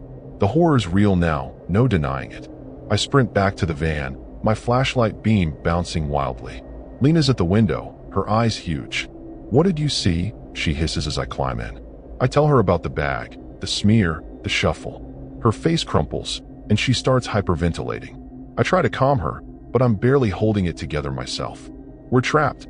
No engine, no phone, no help. I think of that time we got stuck in a snowstorm in Colorado, but this is worse, scarier. I peek through the curtain, and my heart stops. 2 figures now, standing near the warehouse door, just watching. They're not moving, but I feel their eyes on us. I whisper to Lena to stay low. We huddle on the floor, the van's walls feeling paper thin. My mind's racing. Did we park in some gang's territory? Or is this something worse? I remember a news story about St. Louis, some creep targeting campers in deserted lots. Was that real, or am I mixing up details? Either way, this is bad. I clutch the tire iron, wishing I had something better. Lena's trembling, whispering about her mom, how she should have called her today. Guilt hits me. I pushed for this trip, this spot. The air's thick with fear, and it's my fault we're in this disturbing mess. Something scrapes the van's side, slow and deliberate, like a knife dragging across metal. Lena stifles a scream, clamping her hand over her mouth. I grip the tire iron tighter, my knuckles white. The scrape stops, then starts again, closer to the door. My heart's in my throat. This isn't random. Someone's toying with us, savoring the horror. I peek through a gap in the curtain, and one of the figures is closer now, maybe 20 feet away. He's holding something, long, metallic, glinting in the streetlight. A machete? My mind flashes to every slasher flick I've ever seen, and I want to puke. We're in deep, and there's no way out. Lena's crying silently, her nails digging into my arm. I whisper that we'll be okay, but it's a lie. The second figure's moving now, circling the lot like a shark. They're coordinated, like they've done this before. I think of that duffel bag, the red smear, what's in it? My imagination's running wild, picturing things too gruesome to say. I try the ignition again, desperate, but it's no use. The van's dead, and we're sitting ducks. The scraping stops, and for a second, it's quiet, too quiet. Then a low laugh comes from outside, cold and guttural. It's the scariest sound I've ever heard. I pull Lena close, my mind scrambling for a plan. The figures are closer now, one near the truck, the other by the fence. They're not rushing, which makes it worse, like they know we're trapped. I glance at our stuff. A kitchen knife, a can of pepper spray, the tire iron. It's not enough. I think of yelling for help, but who'd hear us in this deserted lot? The river's too far, the city's too quiet. The horror's sinking in. We're not just in danger, we're prey. Something's about to happen, something awful, and I don't know how we're going to survive this night. That laugh outside the van cuts through me like a blade. Lena's shaking, her eyes locked on mine, begging for a plan. I grab the pepper spray and kitchen knife, shoving them into her hands. We're running. I whisper, my voice barely steady. The figures are closing in, one's by the truck, the other near the van's rear. I peek through the curtain. The guy with the machete's only 10 feet away, his face hidden in shadow. My heart's pounding so hard I can't think. I remember a time we outran a storm in Kansas, but this is worse, pure horror. I unlock the door, grab Lena's wrist, and hiss, now. We bolt out, sprinting toward the river, the cold air burning my lungs. The lot's a maze of shadows, and my flashlight's beam bounces wildly. Lena's right behind me, her breathing ragged. I hear boots pounding the dirt. Those creeps are chasing us. A glance back shows the machete guy gaining, his blade glinting. It's a nightmare, like something out of a slasher flick, but it's real. We dodge behind a dumpster, crouching low. My mind's racing. Head for the city lights or stick to the shadows. I pick the riverfront. It's open, more people. Bad choice, maybe, like when we got lost hiking in Utah and nearly froze. But staying here's suicide. I grab Lena's hand, and we run again. Something whizzes past my head, a rock. It smacks the ground, kicking up dirt. They're throwing stuff now, toying with us. Lena trips, her knees slamming into the gravel. I yank her up, ignoring her whimper. The river's close, its muddy smell filling my nose. I hear a shout behind us, low and angry, not words, just rage. It's scary as hell, like they're hunting us for sport. We reach the riverfront path, but it's empty, no joggers, no cars. St. Louis feels like a ghost town. My legs burn, but I push harder, dragging Lena. The city lights are a tease, too far to save us. We duck behind a concrete barrier, panting like dogs. Lena's clutching the pepper spray, her face streaked with tears. "Brendan, what do they want?" she whispers. I don't know. Rob us, kill us, worse? The thought's disturbing, but I can't dwell. I hear footsteps, slower now, like they know we're cornered. I peek over the barrier, machete guys scanning the path, his buddies circling wide. They're organized, like predators. I think of a news story about attacks near the Mississippi, random, brutal. Is this them? I grip the tire iron, knowing it's useless against that blade. Lena's shaking so bad the pepper spray's rattling in her hand. I whisper to stay calm, but I'm freaking out too.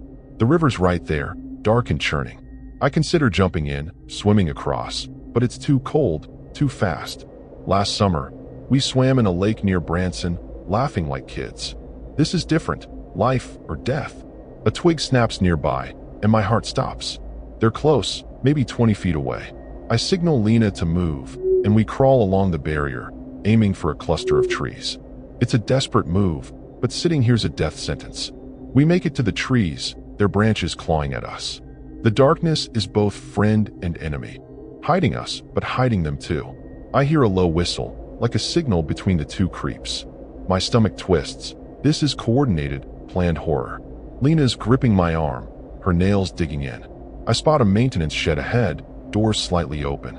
It's risky, but maybe we can hide inside, find a weapon. I think of that time we hid from a creepy dude at a gas station in Nevada. He left us alone, but these guys won't. We sprint for the shed, my pulse deafening in my ears. Inside, the shed's damp, smelling of oil and rust. We crouch behind a stack of crates, barely breathing. Lena's whispering prayers, something she hasn't done since we met. I clutch the tire iron, listening for footsteps. The shed's a trap if they find us, but it's all we've got. Outside, I hear one of them laugh again, that same cold, guttural sound. It's the scariest thing, like they're enjoying this. I peek through a crack in the wall, machete guy's on the path, swinging his blade like he's testing it. His buddy's nowhere in sight, which is worse. Where is he?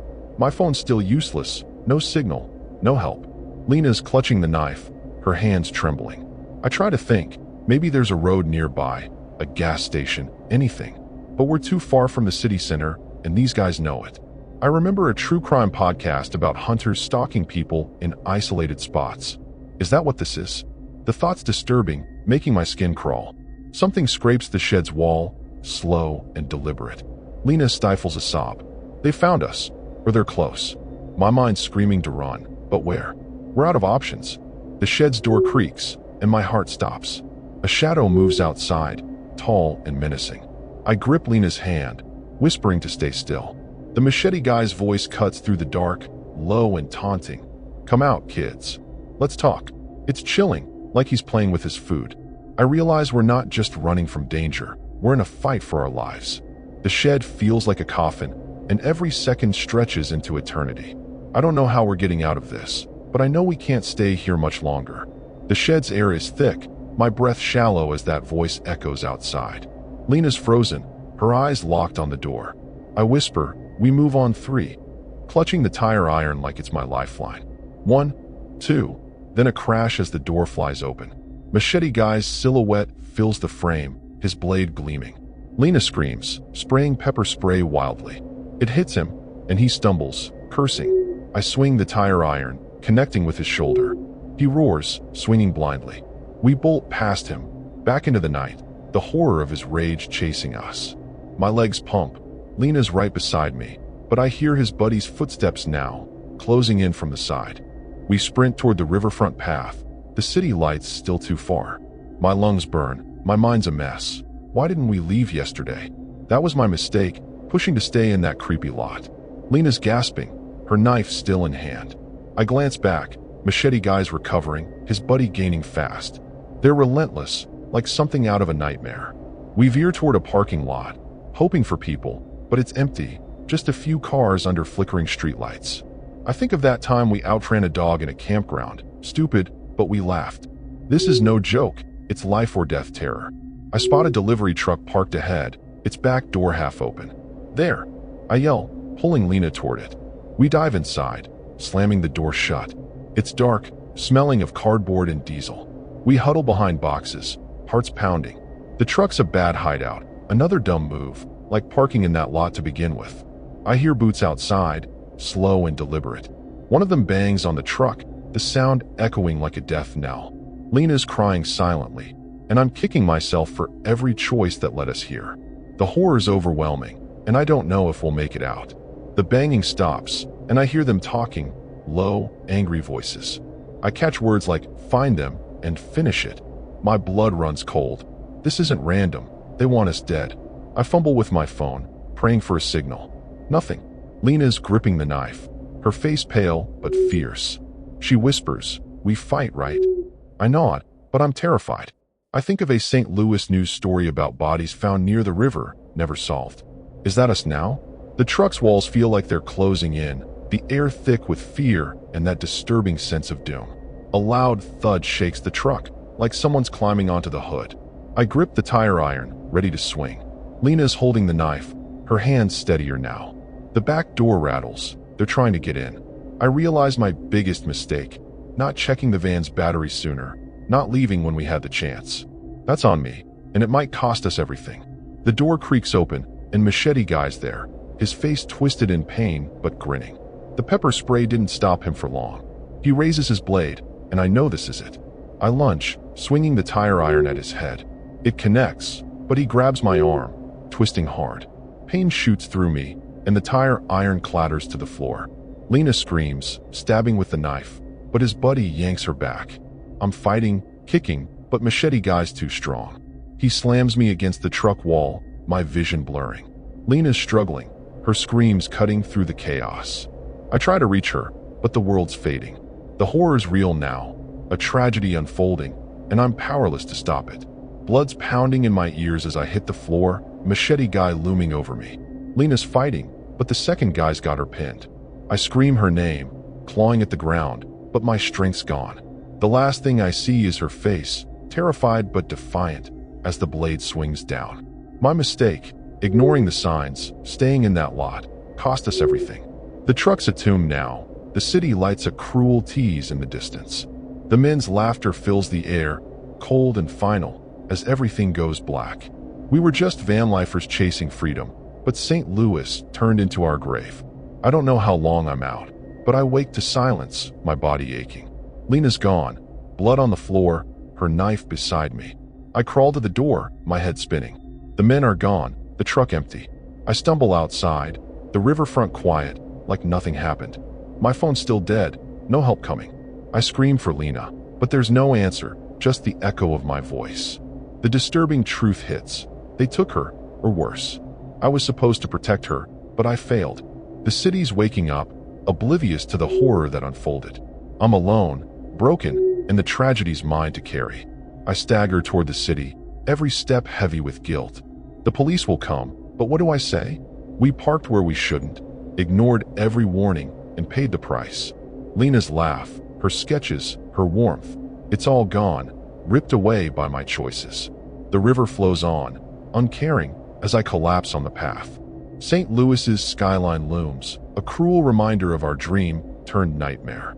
The men, the machete, the blood, it's all real, a scary truth I can't escape. I'm alive, but it doesn't feel like it.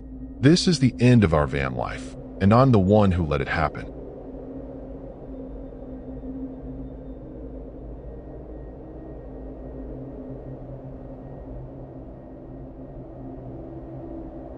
I'm Sophie Harper, 32 years old, from Columbia, Missouri. My best friend, Marcus, and I have been living in a spruced-up Chevy Express for 6 months, chasing adventure across the Midwest. We pulled into St. Louis last night, parking in a quiet spot near Forest Park, tucked behind some trees off Skinker Boulevard. It's not exactly legal, but it's discreet, and the park's peaceful vibe feels safe. Marcus is sprawled out, snoring, his lanky frame barely fitting on the fold-out bed. He's 30, a former bartender from Joplin with a knack for bad puns. The van's cozy, with string lights and a tiny stove, but something about this spot feels off. Maybe it's the way the trees block the moonlight, casting eerie shadows. I shake it off, blaming my nerves. Marcus wakes up, groaning about needing coffee. I'm already up, sipping instant sludge from a chipped mug. The morning's chilly, and the park's quiet. No joggers yet, just birds chirping. I check the van's locks, a habit from a creepy night in Springfield when some drunk banged on our door. Marcus teases me for being paranoid, but he doesn't know about the weird vibe I got last night. I saw a guy lingering near the park entrance, just standing there, watching. Probably nothing, but it stuck with me. I fire up the stove to make eggs, trying to focus on the sizzle instead of that disturbing memory. Marcus is scrolling his phone, muttering about no signal. Weird for a city. We're low on cash, so we plan to stay here a few days, explore the park, maybe hit the art museum. Marcus wants to check out the zoo, says it's free, which is our kind of price. I'm game, but I keep glancing out the window, half expecting that guy to reappear. The park's huge, with rolling hills and paths, but it feels too empty this morning. I think of a horror story my cousin told me about St. Louis, some creep hassling campers in secluded spots. I laugh it off, but my gut's uneasy. Marcus, oblivious, is yapping about a lion he saw at a zoo once. His enthusiasm's infectious, but I can't shake this feeling. I step outside to stretch, the crisp air hitting my face.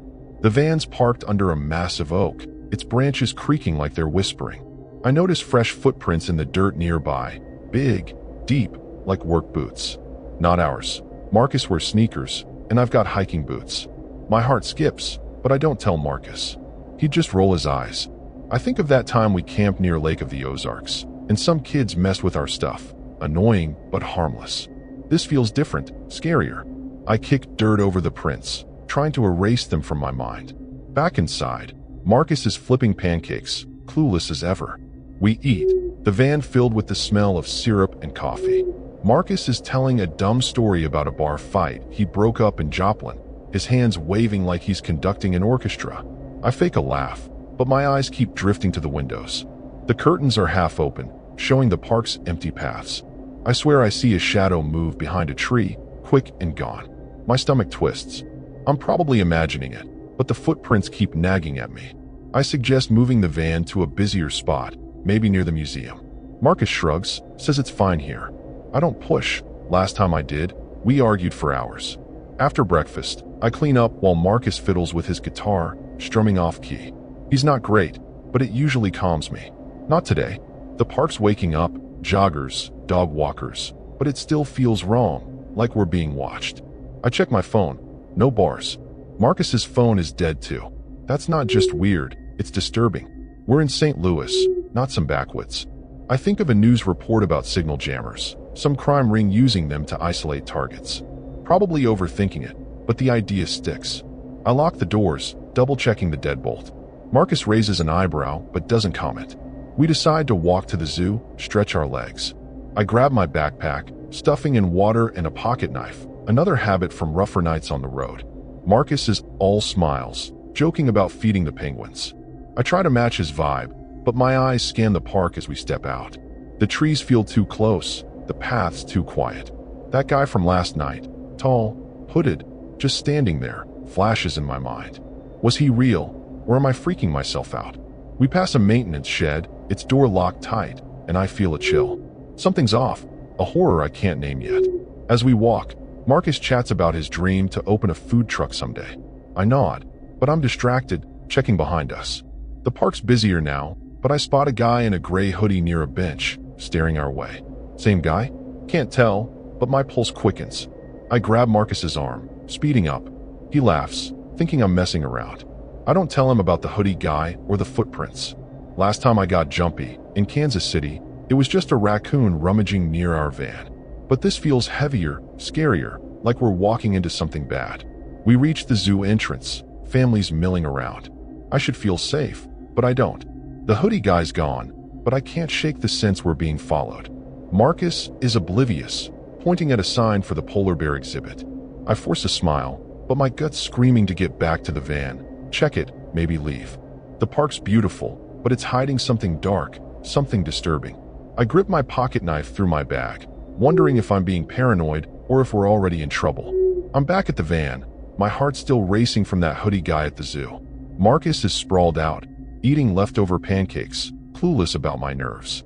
I mention the lack of signal, and he shrugs, saying it's probably just the park's trees blocking it. But I'm not buying it. This feels wrong, like that time in Colombia when our phones crapped out during a storm. The footprints I saw earlier are nagging at me, but I keep quiet. Marcus is already calling me Miss Paranoid. Instead, I check the van's gas, half a tank, enough to leave if we need to. Problem is, Marcus loves this spot, says it's perfect for chilling. I'm torn, pushed to move or let it ride. My gut's screaming trouble, but I don't want to ruin his vibe. We decide to stay another night, mostly cause we're broke and parking's free here. Bad call, probably. I suggest a quick drive to check the area, but Marcus groans, saying the van's fine. He's tinkering with his guitar again, oblivious to my unease. I step outside to clear my head, and that's when I see it. A scrap of paper wedged under the van's wiper. It's crumpled, with "Leave" scrawled in red marker. My stomach drops. This isn't some kid's prank. It's disturbing, like a warning from a horror movie. I stuff it in my pocket, not telling Marcus. He'd probably laugh it off, like that time we found a creepy note in a campground, and he called it artsy. I'm jumpy now, scanning the trees. The park's busier, joggers, cyclists, but it feels like a front, hiding something scary. I notice a guy on a bench nearby, not the hoodie guy, but similar, same build, same vibe. He's reading a newspaper, but his eyes flick toward the van. I'm freaking out, remembering a story about stalkers targeting campers in St. Louis parks. Was that real? I can't shake the thought. Back inside, Marcus is strumming, humming off key. I snap at him to stop, and he looks hurt. "What's your deal, Soph?" he asks. I mumble about being tired, but the note's burning a hole in my pocket. The van's battery light flickers, another problem piling on. I'm no mechanic, but I know a weak battery's bad news.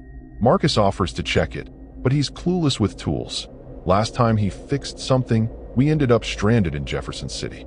I decide to handle it myself, popping the hood. That's when I spot more footprints, circling the van, fresh in the dirt.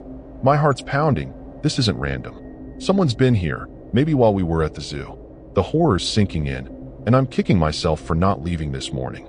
I slam the hood shut, louder than I meant, and Marcus pokes his head out, asking what's wrong. I lie, saying it's just the battery. No way I'm telling him about the note or the footprints. Not yet. He's too laid back, always thinking I overreact. Like that time in Kansas City when I swore someone was following us, and it turned out to be a jogger. But this feels different, scarier. I suggest we grab dinner at a food truck nearby, hoping to get out of this creepy spot for a bit. Marcus agrees, but only if we can hit a bar after. I nod, just wanting to move. We lock the van, but I double-check the doors, my hands shaky. The park's evening crowd feels normal, but I can't shake the sense we're being watched. We walk to a food truck near the park's edge, the smell of tacos cutting through the tension. Marcus is joking about starting a taco truck someday, but I'm barely listening. I keep glancing back, half expecting that newspaper guy to follow us. He's not there, but the paths feel too quiet, the trees too dark. At the truck, we order, and I notice the vendor's eyes darting toward the van's direction. Does he know something? I'm spiraling, thinking of every horror story where campers ignored the signs. We eat quickly, the food sitting heavy in my stomach. Marcus notices my mood, asks if I'm okay. I shrug, but I'm not okay. This is getting disturbing. Back at the van, I check the battery again. It's worse than I thought, barely holding a charge. Marcus is scrolling his dead phone, cursing the signal. I'm about to mention the note when I hear a faint tap on the van's roof, like a pebble hitting metal. I freeze, my heart in my throat. Marcus doesn't hear it, too busy complaining. Another tap, then silence. My mind flashes to that guy by the zoo, the footprints, the note. I peek through the curtain, but it's too dark to see anything. The park's gone quiet again, unnaturally so. This isn't just my imagination. Something's wrong, seriously wrong. I tell Marcus we should move the van now. He groans, saying it's late, we're fine. I snap, my voice sharper than I meant. Marcus, this place isn't safe. He stares, surprised, but doesn't argue. We agree to drive to a Walmart lot, safer with lights and cameras. But when I turn the key, the engine sputters, then dies. My stomach sinks, the battery's shot, and we're stuck. I think of that time we broke down in Rolla, laughing it off with roadside beers. No laughing now. The taps on the roof start again, rhythmic, deliberate. It's scary, like someone's testing us, and I'm starting to realize we're in deep trouble. Marcus finally senses my panic, his face tightening. "What's going on, Soph?" he asks. I pull out the note, show him the red leaf. His eyes widen, but he tries to play it cool, saying it's probably kids. I'm not buying it. The taps stop, replaced by a low hum, like someone whispering nearby. My skin crawls, this is no prank. I grab my pocket knife, checking the locks again. The park's darkness feels alive, hiding something horrible. Marcus grabs a flashlight, his hands shaky now. We're both on edge, and the night's only getting started. Something's out there, and it's not letting us go easy. The van's engine won't turn over, and those taps on the roof are louder now, like someone's pacing up there. Marcus is wide-eyed, clutching the flashlight, finally getting how bad this is. I show him the footprints around the van, and his face pales. "Soph, what the hell?" he whispers. I don't know, but the note saying leave is screaming in my head. A shadow moves outside the window, quick, human-shaped, gone in a blink. My heart's hammering. This is no prank. I think of a news story about St. Louis park attacks, guys targeting campers for kicks. The horror's real now, sinking into my bones. I grab my pocket knife, wishing it was something bigger. Marcus locks the doors, but it feels useless. I whisper to Marcus to stay low. The van's dark, our string lights off to avoid attention. The tapping stops, but now there's a low scrape along the side, like nails on metal. My skin crawls. This is deliberate, scary as hell. Marcus is shaking, muttering about calling the cops, but our phones are dead. I peek through a curtain gap. A guy in a gray hoodie stands by a tree, maybe 30 feet away, just staring. He's holding something. Long, thin, maybe a crowbar. My stomach twists. I remember a night in Joplin when some creep washed our van, but he left. This guy's not leaving. The air's thick with dread, and I'm freaking out. Marcus wants to make a run for it, but I hesitate. The van's our only shelter, and that guy's too close. I suggest waiting till dawn. More people around. But Marcus snaps. We're sitting ducks. He's right, but running feels like a trap. I messed up not leaving earlier, ignoring that note. Now we're stuck, and it's my fault. The hoodie guy moves closer, his steps slow, deliberate. It's like a horror movie, but there's no script to save us. I grip my knife, my hands sweaty. Marcus's flashlight shakes, the beam bouncing off the van's walls. We're trapped, and it's getting worse. A loud bang hits the van's back door, making us both jump. Marcus curses, dropping the flashlight. I scramble to grab it, my pulse deafening. Another bang, then a voice, low, rough, saying, "Open up, or we come in." My blood runs cold. There's more than one now. I hear footsteps circling the van. This is beyond scary. It's disturbing, like they're hunting us. I think of that time we dodged a bar fight in Colombia. Marcus talked our way out, but there's no talking here. I whisper to Marcus to grab anything we can use as a weapon. He finds a wrench under the seat, his face set, ready to fight. The voice comes again, closer, taunting. "You can't hide forever."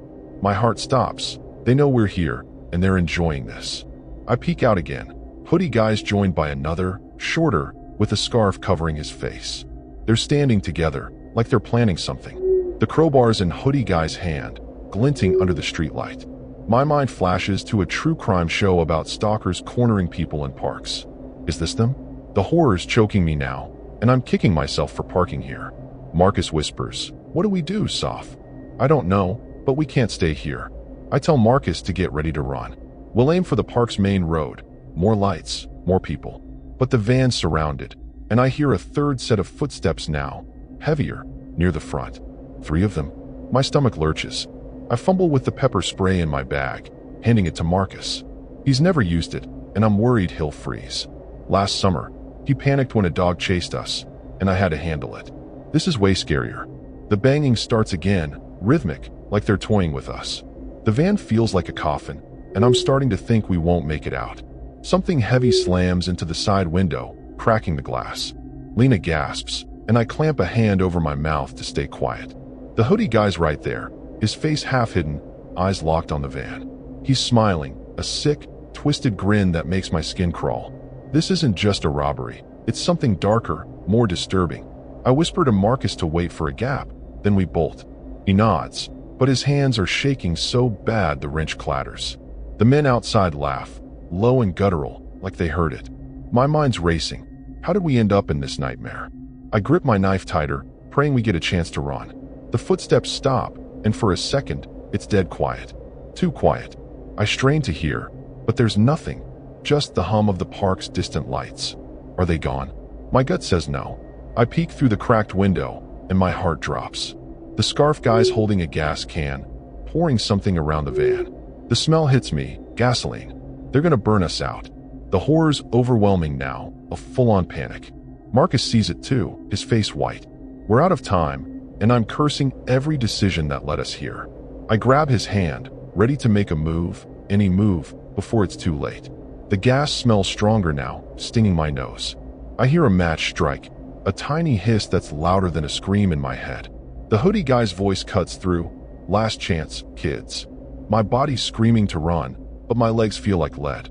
Marcus is frozen, the wrench useless in his hand. The van's our home, our dream, but it's a trap now, and we're about to lose everything. The terror's real, pulsing through me, and I know whatever happens next is going to change us forever, if we survive. The match's hiss snaps me out of my freeze. Gasoline fumes choke the air, and I grab Marcus's arm, yelling, "Go." We slam the van's side door open, bolting into the dark. The hoodie guy's right there, crowbar raised, but Marcus sprays pepper spray, hitting his face. He screams, staggering back. We sprint toward Forest Park's main road, my lungs burning.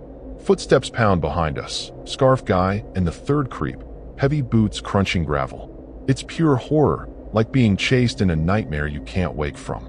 I glance back, flames flicker around the van, our home going up in smoke. My heart's breaking, but there's no time to grieve. We've got to make it to the lights.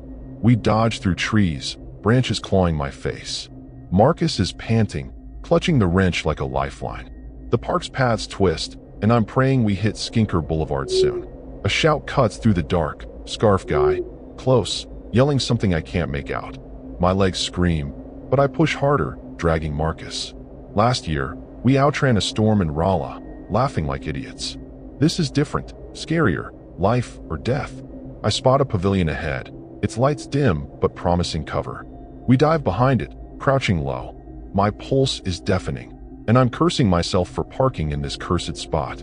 Something crashes nearby, a trash can, maybe, knocked over by our pursuers. They're not giving up, and the fire's glow lights up the trees behind us. I whisper to Marcus to stay quiet, but he's shaking, the pepper spray can rattling in his hand. I grip my pocket knife, useless against a crowbar. The park's too quiet. No joggers, no cars, just us and these psychos. I think of a news story about attacks near Forest Park, never solved. Is this them? The thought's disturbing, twisting my gut. Footsteps crunch closer, and I hear Scarf Guy's voice, low and mocking. "Where you at, girl?" My skin crawls. We're prey now. We crawl along the pavilion's edge, aiming for the road. Marcus trips, his wrench clattering on the concrete. I wince, pulling him up. The footsteps stop, like they heard it. My heart's in my throat. We're so close to the lights, but so far from safe. I spot a bike path leading toward the museum. Open ground, risky but our best shot. I nudge Marcus, and we bolt, my sneakers slipping on wet grass. A shadow moves to our left, the third guy, cutting us off. He's huge, holding a chain that glints in the moonlight. The horror's choking me, and I'm kicking myself for not leaving when I saw that note. We veer right, dodging into a cluster of trees. The chain guy's close, his breathing heavy, like he's enjoying this. Marcus sprays pepper spray again, but the wind's against us, and it barely hits. I hear him cough, then curse. His aim's off, and we're losing ground. The park's lights feel like a cruel tease, so close but unreachable. I think of that time we hid from a creep in a Walmart lot, safe in the end. This is no Walmart. This is a nightmare. Scarf Guy's voice rings out again, closer. Can't run forever. My legs burn, but I grab Marcus's hand, pulling him toward a ditch. We slide into the ditch, mud soaking my jeans. It's shallow, barely cover, but it's something. Marcus is gasping, his face pale. I whisper to stay still, but my own hands are shaking, the knife slippery with sweat. The chain guy's silhouette looms above, scanning the dark. I hear the van's fire crackling in the distance, our dream burning to ash. This is my fault. I ignored the signs, the footprints, the note. The horror's overwhelming, and I'm not sure we'll make it. A twig snaps nearby, and my heart stops. They're right above us, and we're running out of places to hide. The chain rattles, like he's swinging it, testing its weight. I clamp a hand over Marcus's mouth, his eyes huge with fear. Scarf Guy's footsteps join in, slow and deliberate, like they know we're close. My mind's racing. Head for the road or stay hidden. The ditch is a trap, but running's a gamble. I think of a movie where the victims hid and survived, but this feels different, scarier. A low laugh cuts through the dark. Hoodie guy, recovered from the pepper spray. He's back, and they're closing in. I nudge Marcus, pointing toward a clearing. It's now or never, and I'm praying we make it. We scramble out, sprinting for the clearing. The road's just beyond, streetlights glowing like salvation. But the chain guy's fast, his boots pounding behind us. Something grazes my shoulder, a thrown rock, sharp and stinging. I stumble but keep running, Marcus right beside me. The fire's glow fades, but the danger's closer than ever. Scarf guy's shouting now, words slurred with rage. It's a full-on hunt, and we're the prey. My lungs are screaming, but I can't stop. The road's so close, but the horror's closer, and I'm not sure we'll outrun it. We hit the clearing, the road just yards away. I hear cars in the distance. Hope, maybe. But then a hand grabs my jacket, yanking me back. It's Scarf Guy, his face twisted under the scarf. I scream, swinging my knife, but it's a glancing blow. Marcus turns, spraying pepper spray, but it's empty now, useless. The chain guy's on him, swinging hard. Marcus dodges, but I hear a sickening crunch. My heart's breaking. This is it, the moment we lose everything. We're so close to escape, but the terror's got us, and I don't know how we'll survive. Scarf Guy's grip on my jacket tightens, his breath hot and sour. I slash my knife again, catching his arm. He grunts, loosening just enough for me to break free. Marcus is on the ground, chain guy looming over him, the chain raised. I scream, charging, and tackle chain guy, my knife grazing his side. He roars, swinging wildly. Marcus scrambles up, blood on his face from a hit I didn't see. The road's right there, cars passing, but no one stops. The horror's suffocating. This is my fault, staying in that lot, ignoring the note. We sprint for the road, but Scarf Guy's back, grabbing my hair. I'm fighting, but it's not enough. We hit the pavement, my knees scraping asphalt. Marcus swings his wrench, connecting with Scarf Guy's shoulder. He stumbles, but chain guy's on us, his chain whipping through the air. It catches Marcus's leg, and he goes down hard, screaming. I'm yelling for help, but the cars keep driving, oblivious. My mind flashes to a night in Colombia when we laughed off a close call with a drunk driver. This is no laugh. This is a tragedy unfolding. I stab at chain guy, but he's too fast, knocking the knife from my hand. The park's lights mock us, so close but useless against this terrifying nightmare. Scarf Guy's back, his scarf loose now, showing a scarred face and wild eyes. He's not just angry, he's unhinged, like this is personal. I grab Marcus, dragging him toward the road's edge. He's limping, blood soaking his jeans. The hoodie guy's catching up, crowbar in hand, his laugh chilling. I'm kicking myself for every mistake. Parking there, not checking the battery, ignoring the signs. The horror's real, and it's my fault we're here. A car slows, headlights blinding, and I wave frantically, praying they'll stop. But Scarf Guy lunges, shoving me down, and the car speeds off. I crawl to Marcus, his face pale, his breathing shallow. Stay with me, I beg, but his eyes are fluttering. Chain Guy's shadow falls over us, his chain dangling like a noose. I scream, kicking, but he grabs my arm, twisting hard. Pain shoots through me, and I hear Scarf Guy laugh, saying, "Told you to leave." My heart breaks. My stubbornness got us here, my choice to stay. The road's busy now, but no one's stopping, and the disturbing truth hits. We're alone in this nightmare. I'm losing Marcus, and it's all on me. Hoodie Guy swings his crowbar, and I duck, the metal grazing my shoulder. Blood's warm on my skin, but I'm still moving, dragging Marcus. He's heavy, barely conscious, and I'm sobbing, apologizing for everything. The chain guy kicks Marcus's side, and he groans, curling up. I scream for help, my voice raw, but the cars keep passing. I think of a news story about bodies found in Forest Park, dumped like trash. Is that us now? The horror's crushing, and I'm out of fight. Scarf Guy grabs my throat, his grip like iron, and I know this is the end. My vision blurs, Scarf Guy's face looming. I claw at his hands, but he's too strong. Marcus is still, too still, blood pooling under him. My biggest mistake was ignoring the warnings, the note, the footprints, my gut. It's cost us everything. The park's lights fade as Scarf Guy squeezes harder, his eyes burning with hate. I hear Chain Guy laugh, a sound that'll haunt me forever. My dream of van life, of freedom with Marcus, is gone, burned to ash with our van. The tragedy's complete, and I'm the one who let it happen. I gasp, my lungs screaming for air. Scarf Guy's grip slips as headlights flood the scene. A cop car, finally. He curses, bolting with the others into the dark. I collapse next to Marcus, shaking him, begging him to wake up. He's not moving, his face gray. The cops rush over, shouting, but it's too late. Blood's everywhere, and Marcus's eyes are empty. I'm screaming, clutching him, but he's gone.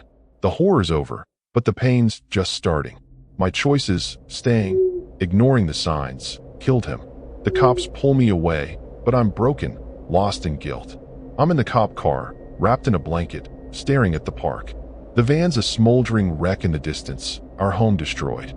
The cops ask questions, but I'm numb, Marcus's blood still on my hands. They say they'll hunt those guys, but it doesn't matter. I ignored every warning, thinking I was tough, like that time we laughed off a scare in Joplin. This wasn't a scare, it was a massacre. The disturbing truth settles in. I survived, but at what cost? Marcus is gone, and I'm alone, carrying the weight of my mistakes in this terrifying city. Forest Park's lights glow, mocking me as the cops drive away. St. Louis was supposed to be a stopover, a quick adventure. Instead, it's a graveyard for our dreams. I see Marcus's grin in my mind, hear his dumb puns, and it breaks me. The tragedy's mine to live with, a scar deeper than the one on my shoulder. Those men are out there, maybe hunting someone else, and I'm left with nothing but guilt and a shattered life. Van life was our escape, but my choices turned it into a horror I'll never outrun.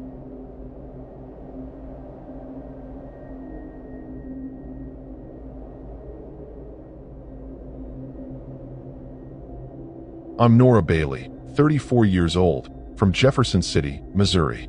My buddy Cal and I have been living in a rusty Dodge Ram van for 8 months, chasing freedom on the open road. We rolled into St. Louis yesterday, parking in a secluded lot near the chain of Roxbridge, just off Riverview Drive. It's a sketchy spot, hidden by overgrown bushes and old gravel piles, but it's free, and we're broke. Cal's 31, a carpenter from Cape Girardeau with a goofy grin and a habit of overpacking. The van's a mess, tools, blankets, a tiny fridge, but it's home. The bridge looms nearby, its rusty arches creepy in the dusk. Something about this place feels off, but I brush it aside, blaming the long drive. Cal's cooking ramen on our camp stove, the smell filling the van. I'm outside, checking the tires, worn but holding up. The lot's dead quiet. No cars, no people, just the Mississippi River's faint hum. I notice a pile of broken bottles near the bushes, glinting like teeth in the fading light. Weird, but I've seen worse, like that trash lot in Tulsa where we camped last month. Cal calls me in, joking about my tire obsession. He's my rock, always calming my nerves, but tonight I'm edgy. Maybe it's the bridge's shadow, stretching too far. I lock the van's doors, a habit from rougher nights on the road. We eat, Cal rambling about a job he might take in St. Louis, fixing up old houses. I'm a freelance writer, scraping by on blog posts, so his income keeps us going. The van's cozy, with fairy lights casting a warm glow, but I keep glancing at the windows. The lot's too dark, the bushes too thick. I swear I see something move out there. A quick flicker, like a person ducking out of sight. My heart skips, but I don't tell Cal. He'd tease me for being jumpy, like that time in Kansas City when I freaked over a stray dog. Still, this feels different, a disturbing vibe I can't shake. I check my phone. No signal. Cal's is dead too. That's odd for a city, especially near the river. I mention it, and he shrugs, saying it's probably the bridge messing with reception. But my gut's uneasy, like that horror story I read about campers vanishing near old bridges. We plan to stay a few days, hit the city's bars, maybe see the arch. Cal's excited, but I'm not feeling it. The lot's isolation is getting to me, and those bottles keep nagging at my mind. I double-check the locks, trying to play it cool while Cal hums some country tune. Outside, the night's settled in, heavy and still. I step out to grab water from our cooler, and that's when I see it. A faint light flashing from the bridge's base, like a signal. It's gone in a second, but my stomach twists. Kids? Homeless folks? My mind's racing, picturing trouble. I think of a news report about St. Louis crime, muggings in quiet spots like this. I shake it off, but the air feels thick, scary. Back inside, Cal sprawled out, sketching house plans on a napkin. I don't mention the light, don't want to sound paranoid, but my hands are shaky as I climb into bed. We watch a movie on my laptop, some old comedy to ease the tension. Cal's laughing, but I'm distracted, my eyes darting to the curtains. The van's our safe spot, but tonight it feels like a cage. I hear a faint crunch outside, like gravel under boots. I pause the movie, listening hard. Nothing. Cal raises an eyebrow, asking what's up. I mumble about wind, but my heart's pounding. This place is giving me the creeps. Worse than that deserted lot in Omaha, where we heard weird noises. The horror's subtle, but it's there, creeping in like fog off the river. Cal's snoring now, oblivious, but I can't sleep. I lie there, staring at the van's ceiling, the fairy lights off. The silence is too heavy, like it's hiding something. I think about that light on the bridge, wondering if it was a warning. My mind drifts to Cal, how he trusts me to pick our spots. I chose this lot, thinking it was safe. Big mistake, maybe. I pull the blanket tighter, trying to shake the feeling that something's watching us. It's irrational, but the fear's real, disturbing, like we're not alone out here. I get up, quietly checking the windows. The lot's pitch black, the bridge a dark silhouette against the sky. I spot something new, a pile of rocks stacked near the bushes, like someone built a little cairn. It wasn't there earlier. My pulse races, this isn't random. I think of a creepy campground in Arkansas where we found weird symbols scratched into trees, spooky but harmless. This feels worse, scarier. I slip back into bed, not waking Cal. My mind's screaming to leave, but the van's low on gas, and I'm not sure where we'd go. The night drags on, and every creak makes me jump. Cal's still out, his snore's the only sound in the van. I check my phone again, still no signal. It's like we're cut off, trapped in this weird pocket of St. Louis. The bridge looms in my mind. Its arches like a gateway to something bad. I'm starting to think we shouldn't have parked here, shouldn't have stayed.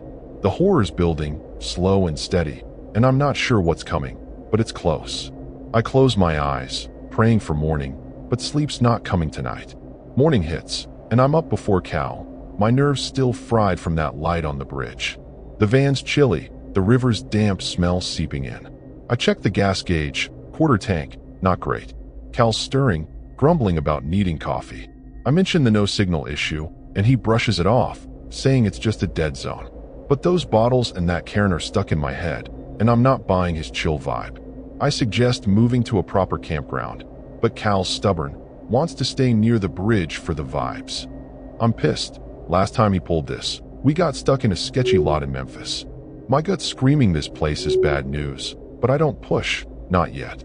I step outside to check the van, and that's when I see it, a rusty hunting knife stuck in the dirt near the cairn. My heart stops. It wasn't there yesterday. The blade's old, stained, like it's been used for more than just fish. This is no prank. It's disturbing, straight out of a horror flick. I yank it out, hiding it in my jacket before Cal sees. He's clueless, hammering away at a loose cabinet inside. I think about telling him, but he'll say I'm overreacting, like when I freaked over a shadow in Tulsa. Instead, I check the van's locks again, my hands shaky. The bridge looms, its arches like a warning. Cal wants to explore the bridge, says it's got cool history. I'm not thrilled. Those arches give me the creeps, and that knife's burning a hole in my pocket. But he's all excited, and I don't want to kill his buzz. We compromise. A quick walk, then we move the van. Bad call, probably. The lot's still empty, but I notice fresh tire tracks in the gravel, narrow, like a motorcycle. My mind flashes to a news story about bikers hassling campers in St. Louis. Is that who left the knife? The thought's scary, but I keep it to myself. Cal's whistling, oblivious, as we head toward the bridge. The chain of rocks bridge is closed to cars, just a pedestrian path now, rusty and weathered. We walk across, Cal snapping photos, yapping about its Route 66 days. I'm barely listening, scanning the shadows under the arches. That light I saw last night, was it from here? Halfway across, I spot a guy at the far end, leaning on a motorcycle, staring our way. He's wiry, tattooed, with a bandana pulled low. My stomach twists. This feels wrong, like a setup.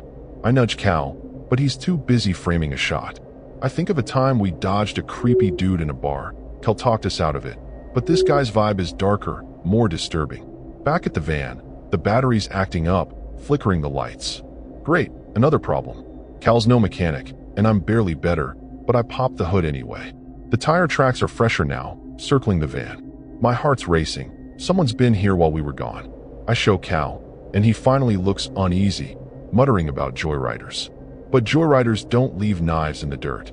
I'm kicking myself for not moving the van sooner, like that time in Springfield when we ignored a bad vibe and got our tires slashed. This is worse, scarier. I suggest we leave now, but Cal hesitates, saying we can't afford a tow if the battery dies. We argue, first time in weeks. Cal wants to stay, fix the battery, save cash. I snap, saying this place isn't safe, pointing at the tracks. He gets defensive, says I'm paranoid. It stings, cause he's usually my rock. I storm outside, needing air. That's when I hear it. A low whistle from the bushes, sharp and deliberate. My blood runs cold. I spin, but no one's there, just the river's hum and that damn bridge staring down. The horror's creeping in, and I'm starting to think we're not alone. I clutch the knife in my pocket, wondering if I'll need to use it. Cal calls me back, his voice tense now. I show him the knife, no hiding it anymore. His eyes widen, and he curses, finally getting it. Okay, we move, he says, but the van won't start, the battery's dead. My stomach sinks. We're stuck in this creepy lot with no signal, no help. I think of a horror story about campers trapped by a river, hunted for sport. Is that us? Cal grabs his toolbox, fumbling to jump the battery, but his hands are shaking. I scan the lot, spotting a cigarette but near the van, fresh, not ours. Someone's been here, watching. The thought's terrifying, and I'm cursing myself for picking this spot. Cal's under the hood, muttering about cables, when I hear the whistle again, closer now. I freeze, gripping the knife. Cal, you hear that? I whisper. He nods, his face pale. We're both on edge, the air thick with fear. I peek into the bushes, and my heart stops. A pair of boots, just visible, then gone. Someone's out there, toying with us. It's like that time in Arkansas when we thought we were followed, but this is real, disturbing. Cal slams the hood, saying the battery's a lost cause. We need a plan, but the whistle's back, joined by a second from the bridge. They're closing in. We grab our bags, ready to ditch the van and run. Cal's freaking out, apologizing for not listening. I'm just as guilty, ignoring that light, those tracks. The lot's too quiet, the bridge too dark. I hear a motorcycle rev in the distance, its growl cutting through the night. My mind's racing. Are these bikers, some gang, or something worse? The horror's real now, no denying it. We lock the van, though it feels pointless, and head for the road, hoping to flag someone down. But the whistles follow, sharp and mocking, and I know we're not getting out of this easy. The motorcycle's growl cuts through the night, loud and close, as Cal and I freeze by the van. The whistles are sharper now, coming from both sides of the lot. My heart's pounding, the rusty knife heavy in my pocket. Cal's clutching his wrench, his eyes wide. Nora, they're here, he whispers, voice cracking. I nod, spotting a shadow move near the bushes, tall, bandana low, the motorcycle guy from the bridge. He's not alone. Another figure steps out, stocky, holding a bat. This is no random trouble. It's a hunt, pure horror. I think of a news story about bikers attacking campers near St. Louis rivers. My gut screams it's them. I grab Cal's arm, whispering, we gotta move. We crouch low, the van's shadow hiding us for now. The battery's dead, so driving's out. My mind's racing, run to the road or hide by the river. The whistles stop, replaced by a low laugh, cold and deliberate. It's scary as hell, like they know we're trapped. Cal's shaking, muttering about fighting back, but his wrench is no match for a bat. I messed up, picking this lot, ignoring that knife in the dirt. Last summer, we laughed off a creepy guy in a bar, but this is different, disturbing. I peek out, bandana guy's closer, his bike parked by the bridge, engine still ticking. I whisper to Cal to head for the river. It's risky, but the road's too open. He nods, but his face says he's terrified. We creep toward the bushes, my sneakers silent on the gravel. A twig snaps, and I freeze, hard in my throat. The stocky guy's near the van, tapping his bat on the ground, taunting us. Come on out, van rats, he calls, his voice rough. My skin crawls, this is a game to them. I think of a horror movie where campers got cornered by a river, no way out. That's us now. Cal's gripping my hand, his wrench trembling. We're in deep, and I'm cursing every choice that led us here. We reach the bushes, the river's muddy smell strong. The bridge looms above, its arches like a cage. I hear the motorcycle rev again, closer, its headlight cutting through the dark. Bandana guy circling, like a shark sniffing blood. My knife feels useless, but it's all I've got. Cal whispers we should split up, better chance one of us makes it.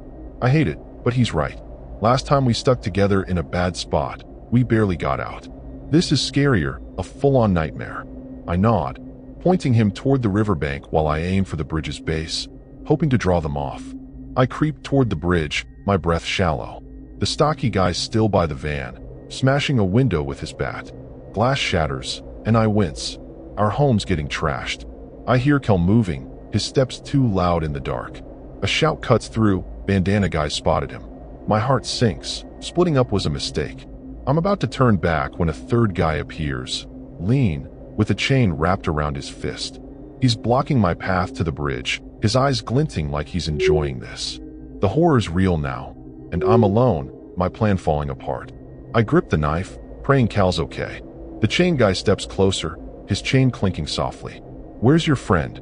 He sneers, his voice low and mean. My stomach twists, he knows we split up. I back away, my sneakers slipping on loose gravel. The river's close, but it's a trap, too deep, too cold. I think of a time we swam in a lake, laughing with Cal. This is no lake, it's a death trap. Bandana guy's shouting now, chasing Cal toward the riverbank. I want to scream, but I give myself away. The horror's choking me, and I'm kicking myself for not sticking together. Chain guy's closing in, his grin sick, disturbing. I duck behind a concrete pillar under the bridge, my heart hammering. The air's thick with river damp and fear. I hear Cal yell, then a splash. Did he jump in? My mind's racing, picturing him drowning, those creeps laughing. Chain guy's boots crunch closer, his chain dragging on the ground. It's the scariest sound, like a countdown to my end. I clutch the knife, my hands sweaty. I think of a St. Louis crime report. Bodies found by the river, never identified. Is that us now? My fault. All of it. Picking this lot, ignoring the signs. I peek out. Chain guy's 10 feet away, scanning the dark. A loud thud echoes, stocky guy's bat hitting the van again. They're destroying everything. And Cal's out there. Maybe hurt, maybe worse. I hear bandana guy laugh, his voice carrying from the river. "Got your boy," he shouts, and my blood runs cold. This isn't just a robbery. It's something darker, more terrifying. I'm shaking, my knife useless against 3 of them. I think of calling for help, but my phone's dead, and the road's too far. The bridge's shadow feels like a grave, and I'm trapped, the horror closing in. I need to find Cal, but chain guy's right there, his chain glinting like a promise of pain. I slip deeper under the bridge, the pillar hiding me for now. The river's roar drowns out my breathing, but not the fear. Chain guy's whistling now, that same sharp tune from earlier, mocking me. I hear another splash, and my heart stops. Cal, what's happening? I'm torn. Run to him or stay hidden. Splitting up was my idea, my mistake, and now he's paying for it. The stocky guy's voice joins in, yelling something about finishing this. The terror's overwhelming, and I know we're out of time. Something's coming, something awful, and I'm not sure either of us will make it out. Chain guy's whistle cuts through the dark, sharp and mocking, as I crouch under the bridge. Cal's scream echoes from the riverbank, followed by another splash. My heart's pounding. Did they push him in?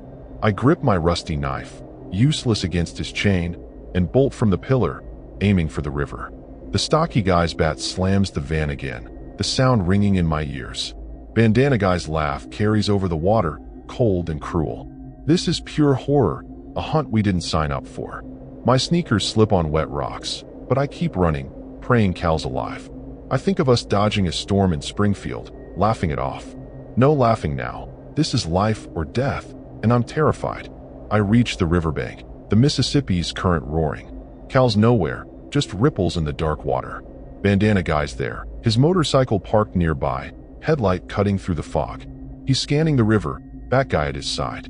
I duck behind a tree, my breath ragged. My mind screaming, where's Cal? I hear chain guy's boots behind me, closing in.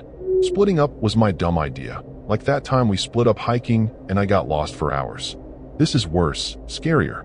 I clutch the knife, my hands shaking, knowing I've got to find Cal before they do. or we're both done. Something moves in the water. A hand. Cal's, flailing. He's alive. I want to scream his name, but Bandana Guy's too close, his eyes glinting like a predator's. I creep along the bank, staying low, the river's chill biting my skin. Chain Guy's whistle starts again, closer now, like he knows I'm here. My heart's in my throat. This is a nightmare, straight out of a horror flick. I think of a news report about bodies pulled from the Mississippi, never identified. Is that us? I spot a rusted pipe by the bank, grabbing it for a weapon. It's heavy, better than my knife, but the fear's choking me as I inch toward Cal. A shout. Bandana Guy's seen Cal, pointing at the water. Bat Guy charges in, wading up to his knees, swinging his bat like a club. I'm frozen, my plan falling apart. Cal's struggling, his head barely above water. I bolt from the tree, swinging the pipe at Bat Guy's back.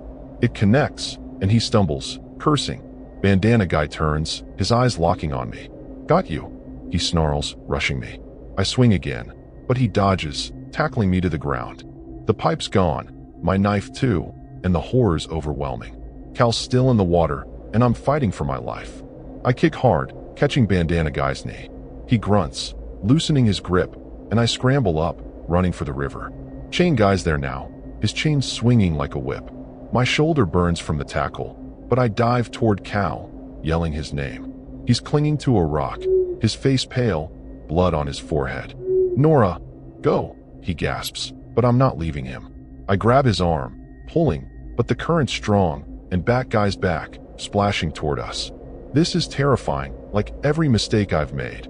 Picking this lot, splitting up, has led to this moment. We're so close to escape, but it's slipping away. We stumble onto the bank, Cal's weight dragging me down. He's coughing, shivering, barely standing. Bandana Guy's on us, his fist connecting with my jaw. Pain explodes, and I hit the ground, tasting blood. Chain Guy's laugh is chilling, like he's enjoying this. I crawl to Cal, my vision blurry, and see Bat Guy raise his weapon. I scream, shoving Cal behind me, but Chain Guy grabs my hair, yanking me back. The river's roar drowns out my cries, and I'm cursing myself for parking here, for ignoring the signs. This is a disturbing hunt, and we're the prey, with no way out. I twist, clawing at Chain Guy's arm, but he's too strong. Cal swings weakly, his fist grazing Bat Guy, who laughs and shoves him back into the water. My heart breaks. Cal can't swim well, and he's hurt. I scream, kicking, but Chain Guy's chain wraps around my wrist, cutting deep. The pain's blinding, but I'm fighting for Cal, for us. Bandana Guy's shouting orders, his voice sharp with rage. I think of a time we outran a dog in a campground, laughing later. No laughing now. This is a horror show, and we're losing. The road's far, the bridge looming like a tombstone. I break free, diving for Cal. He's back on the bank, gasping, but Bat Guy's bat swings down, grazing his shoulder. Cal cries out, collapsing. I grab the pipe, swinging wildly, but Bandana Guy tackles me again, pinning me. His breath's hot, his eyes wild with hate. Should have left, he spits, and I know he's right. My mistake, my fault. The river's close, tempting, but it's a death trap. Chain Guy's circling, his chain glinting. The terror's suffocating, and I'm out of moves. Cal's barely conscious, and I'm not sure we'll make it to the road. Headlights flash in the distance. Hope, maybe. I scream, my voice raw, praying someone hears. Bandana Guy slaps me, hard, and my ears ring. Cal's crawling, blood trailing behind him. Chain Guy kicks him, and I lose it, lunging at Bandana Guy's legs. He stumbles, and I grab the pipe, swinging at his head. It connects, but not hard enough. He roars, grabbing my throat. The headlights are closer, but the horror's closer still.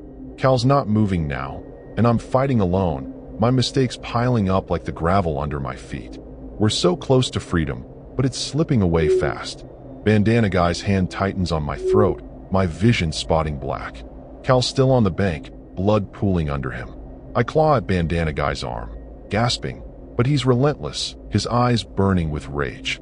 The headlights are closer, tires screeching on Riverview Drive. I scream, my voice barely a croak, praying it's help. Chain Guy's chain swings, grazing my leg, and pain sears through me. This is horror, raw and real, and it's my fault.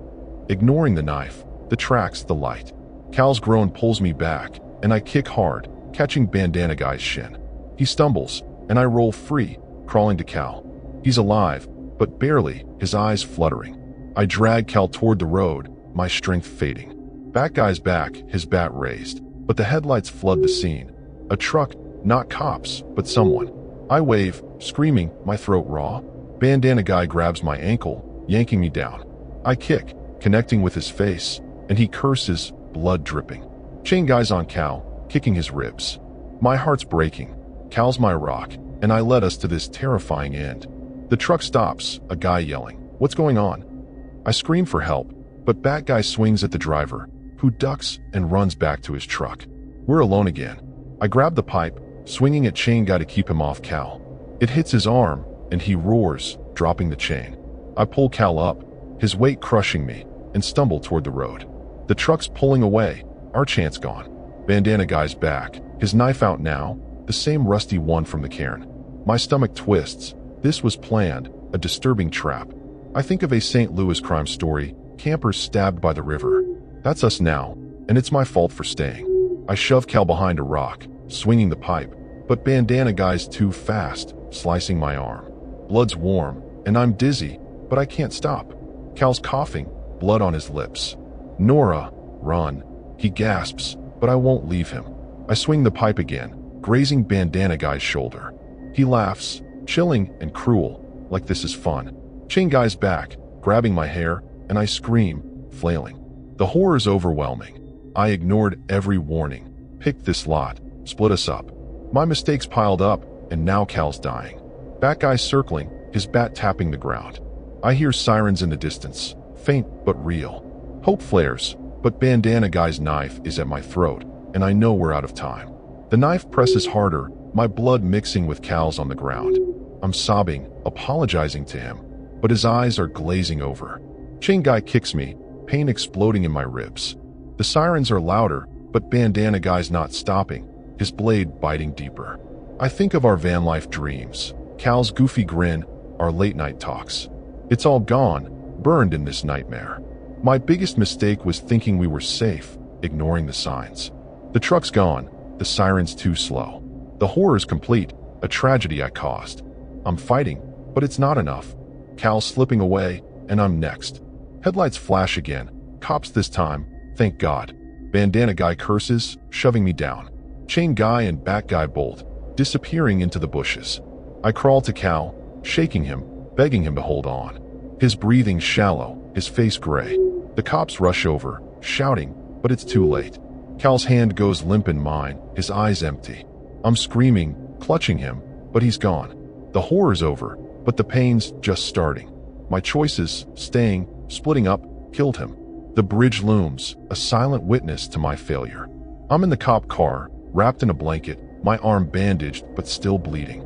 The van's trashed, windows smashed, our home destroyed.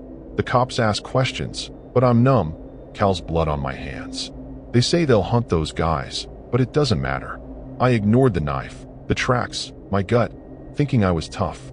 Like that time in Tulsa, laughing off a scare. This wasn't a scare, it was a massacre. The disturbing truth hits. I survived, but Cal didn't, and I'm the reason. The river keeps flowing, uncaring, as I break down, alone. The cops drive me away, the chain of rocks bridge fading in the dark. St. Louis was supposed to be a quick stop, a fun detour. Instead, it's a graveyard for our dreams. Cal's sketches, his dumb country songs, his warmth. It's all gone, ripped away by my stupidity. The tragedy's mine, a weight I'll carry forever. Those men are out there, maybe waiting for their next target. The scary reality is I'm alive, but I don't feel it. My arm throbs, but it's nothing compared to the guilt tearing me apart. I stare out the cop car's window, the city lights blurring through tears. Vanlife was our escape, our chance to live free. Now it's a nightmare I can't wake from. The cops talk about suspects, but I don't care. Cal's gone, and I led us to that lot, ignored every warning. The bridge's arches haunt me, a reminder of my mistakes. The horror's etched into me, a scar deeper than the one on my arm. I'm alone now, broken, and the road ahead is empty without Cal. This is the end of our story, and I'm the one who wrote it.